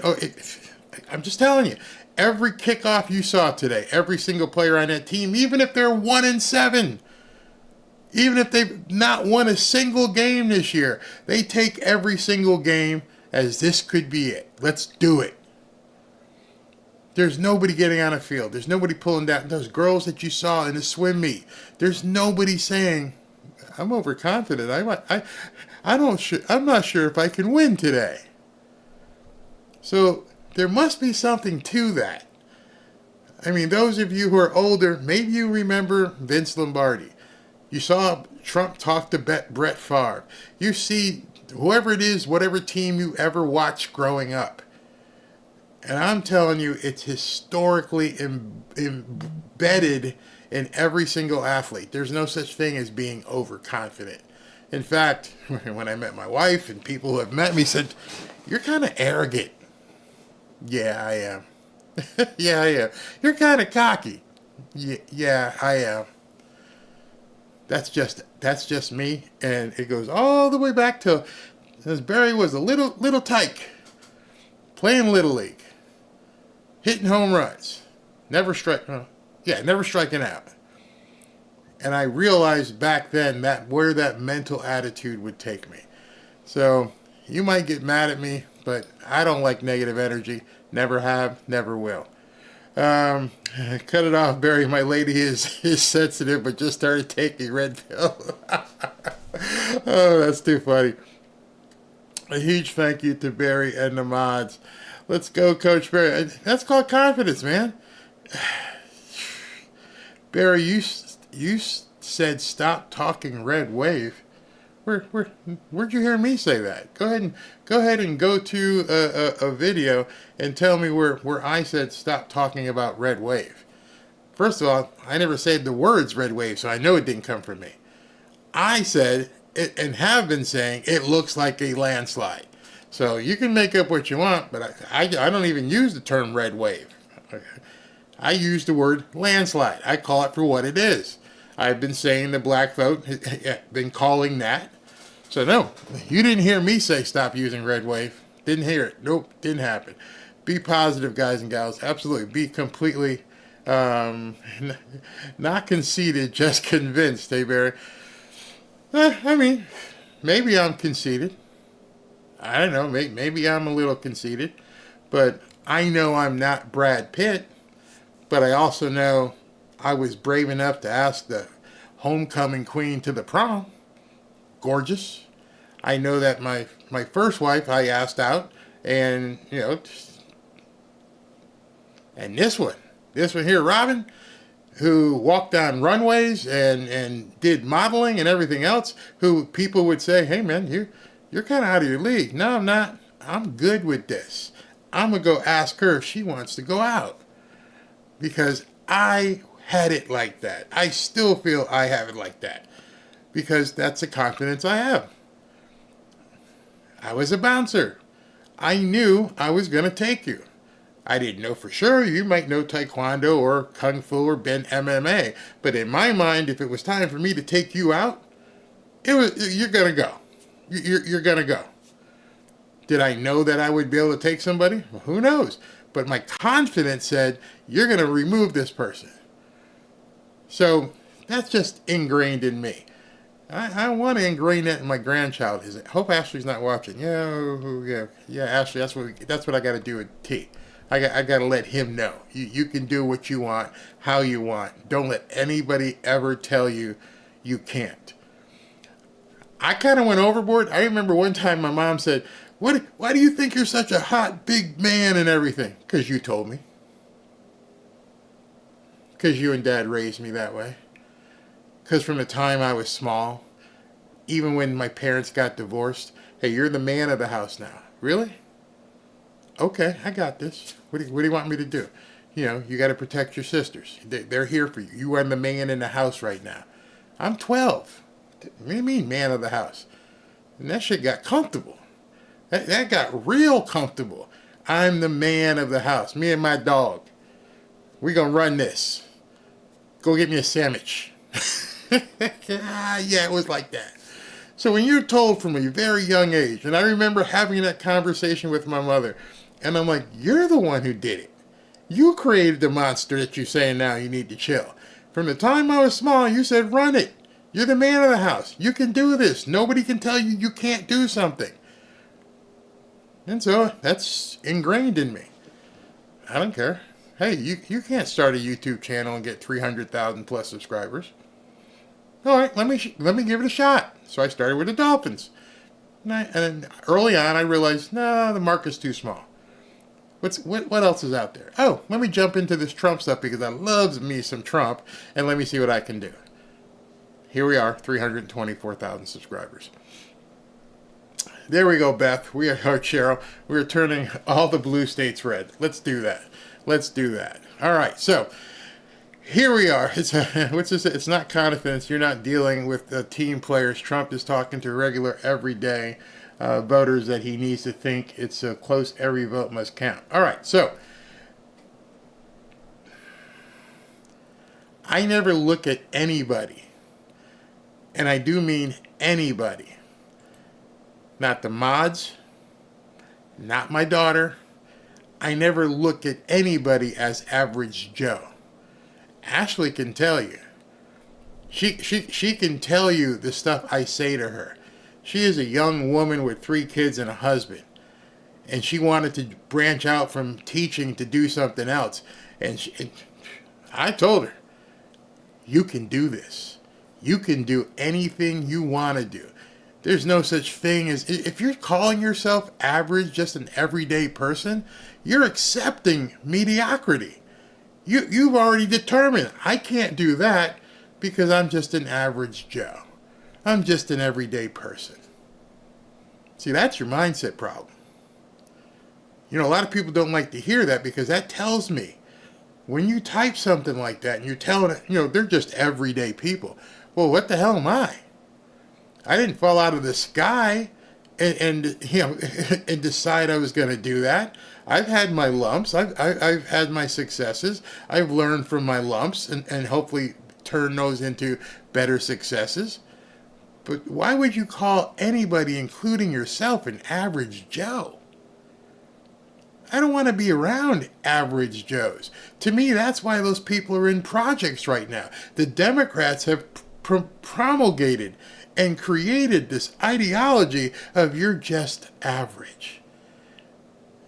I've told this story when I worked for Disney. My last day at Disney, when I walked in and talked to the president who ran Pleasure Island, and I said, hey man, I feel like I'm wasting here. I can do so much more. I feel like I'm a racehorse in a stable and you're not letting me run. I feel like and this is from word from word for what I said to him. I feel like you're just having me walk around here and I'm just a key holder. And I've said this story and you guys can check me. And he said to me, well, just be the best little damn key holder you can be. Bye. I'm not built for just being the average key holder. You got the wrong guy. You should have known when you interviewed me, because when you interviewed me, what did I say I wanted? I said I wanted your job. In 5 to 7 years, I want your job. And now you're telling me to be the best little damn key holder I can be? Well, 1, there ain't nothing little about me. And 2, I'm out. Went home, told Robin, told her the story. She's like, well, what are we going to do? I'll do something. I'm not here. And you're not doing that to me. You're never doing that and saying, that's it, be a good key holder, and there you go. But I'm paying you well. I don't give a shit. I want more. I want more and more and more. That's what I tell Ashley. That's what I tell my grandson. Don't let anyone tell you you're average. Don't let anyone tell you can't do something. I remember, she probably doesn't remember, when she was a little girl, like 4 or 5 years old. Robin can tell her. One day, at 4 or 5 years old, she said to me, I can't do this, and whatever it was. And I said to her, never use that word ever again. It tears me up. Oh, get verklempt. Never. I don't care what it is. Never say I can't do something. Tell me you need help. Find someone who can get you to that next position. Tell me, find someone that can say, listen, you want to do this? Let me get you there. You see, never say the word. I told her that at 4 years old. I'm waiting to see if she texts me. But yeah, that's just not me, man. Not me. So anyway, that's what that is. Preach, Perry, preach. Yeah, man. I'm tired. I'm tired of it. I'm tired. Well, Trump's driving me crazy anyway. But I'm tired of people who look to bring other people down. Just not inside of me, man. Good book. Yeah, The Soft Bigotry of Low Expectations. Yep. My uncle is clearly crazy, or is he? I stepped away for a while. Yeah, I feel bad for people who say I can't. Don't. Especially, you got God on your side. You know the famous passage. I don't even have to tell you. You're a Christian, you understand. Nothing is impossible. Nothing. It may be hard to get there. It may be damn hard to get there. But nothing is impossible. I could go on with this for literally hours because I've had this conversation with so many people. So many people. And that self-limiting mindset is poison. Absolute poison. Because that's what the Democrats count on. That everything I'm telling you right now, and I've been telling you about November 6th coming up, the day after the election. And I'm like, be prepared. Understand what you need to do. Shit might go crazy. Well, why would I say that? Because I'm doing it. Because I am going to make sure we are protected. We are going to be able to move forward. We're going to make sure that some other people have some things. Here's gold and here's silver. We're going to give that away on Tuesday night. A whole bunch of gold and silver we're going to be giving away. A whole bunch. What did Curly say? Curly said, the legend of Curly, it's got friends. It's got friends. Make sure you're here Tuesday night so you can meet some of their friends. That's what we're going to do. And that's why I give away so much stuff. I could sell it. I could put up a merch store. After, we've talked. You want a merch store? No, I just want to give. I want to let people know I appreciate you. So anyway, let me go because this event's going to start in 4 minutes. Oops, ain't going to happen. All right, so Trump got off the stage. Now he's got to go from Salem, Virginia, over to Greensboro, which is probably, let's look it up real quick here. Salem, Virginia to Greensboro, and I don't even know what airport you would fly into. Greensboro, North Carolina. It gave me Roanoke. I don't want Roanoke. I want Salem. Salem to, it says 117 miles. So in his big, giant jet, if he's flying his or whatever, the flight time is 40 minutes. So let's say he got off the stage 15 minutes ago, 7:15, 7:10. They get him right to the airport. Right about now, he's at the airport. He's going to get on his plane. He's going to fly over 45 minutes. That's 8:15. Then they got to take the motorcade over to the venue, and that's 8:30. So let's plan, as of right now, let's plan 8:30. We may bump it to 8:45 as I look at things and see everything. So if you want to come back, if you're not pissed off at me, if you'd like to, continue watching the stuff I have to say, then come on back at 8:30ish. And we'll do the final of the today. And you know what? Some people ask me, why am I covering all these different rallies? And, Trump, we've seen so many of them. I've probably done 100 and plus myself. Well, it's because of what you saw today. You saw something different. You saw, he brought up, and I don't know if it was because of the Virginia, but he brought up that women's team. And he's going and he's talking about the women. And then he brought up that other woman whose child was done in by the newcomers. So every time he does something new, somebody sees something. And then on top of that, if you're not doing anything else, you don't have anything to do with family, you got family here. I'm here for you. All right, let me do the super chats, and so I can acknowledge that. And then we can move on. Okay. Oh, I clicked on a feed. Michelle Obama is talking at Kamala's event. Good luck with that. All right, Mamma Mia, would love to share the outro you created. Available, yeah, I'll put it on the X forum over there. That's the only way I can really share it. Larry, could Trump be seen as our best president ever? Yeah, I think he could be. Comparatively speaking, sure. Moshe, just remember, people don't be complacent and vote.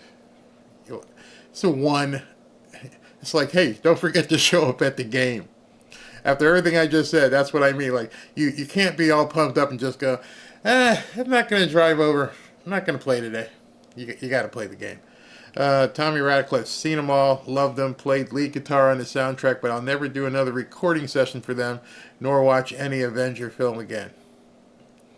He's talking about their Down with Democracy video.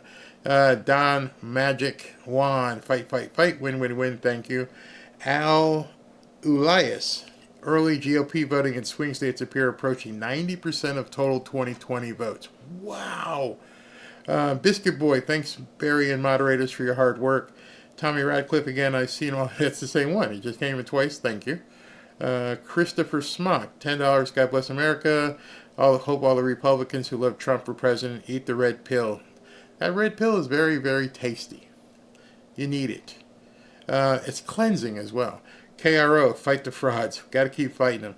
Christopher Smock again, thank you. Larry again, thank you. I think we just won Virginia with that swim team. That was powerful. If there's women who saw that, that was very powerful. Whistling justice for Peanut. So somebody, I hope everyone explained to people what's going on with Peanuts and Fred. Peanuts was the squirrel and Fred was a raccoon that this guy had domesticated, he and his girlfriend or wife, and they had a YouTube channel with Fred and Peanut and all the different things they would do with this squirrel and this raccoon. They looked like normal house pets. Well, the state of New York, or whatever part of New York, decided they're going to raid their house. With all the newcomer crime that's going on, they raid their house, they take Fred and they take Peanut, and they euthanized them. Those people are crushed. No questions asked. Boom, they're not going to do it. Where's that squirrel and that raccoon? Yeah, they got to go. Awful. Absolutely awful. And Whistling P, again, God gave us dominion over animals, so they want to destroy that too, I guess. I'll tell you what, this little one here who's laying here, feet up in the air, yeah, you'd have to kill me. Izzy, this morning I was sworn in as a poll worker, and I currently work for the federal government. Election cheating is not going to work. Awesome. Awesome. Diane Torian, Virginia is my home state. I'm telling you, I've seen thousands of MAGA flags. President Donald Trump can win this state. I hope so. Beanie, concerned about cheating in Michigan. 3 bad women politicians there. Yeah, Jocelyn and Whitmer and Elise Slotkin. Yeah.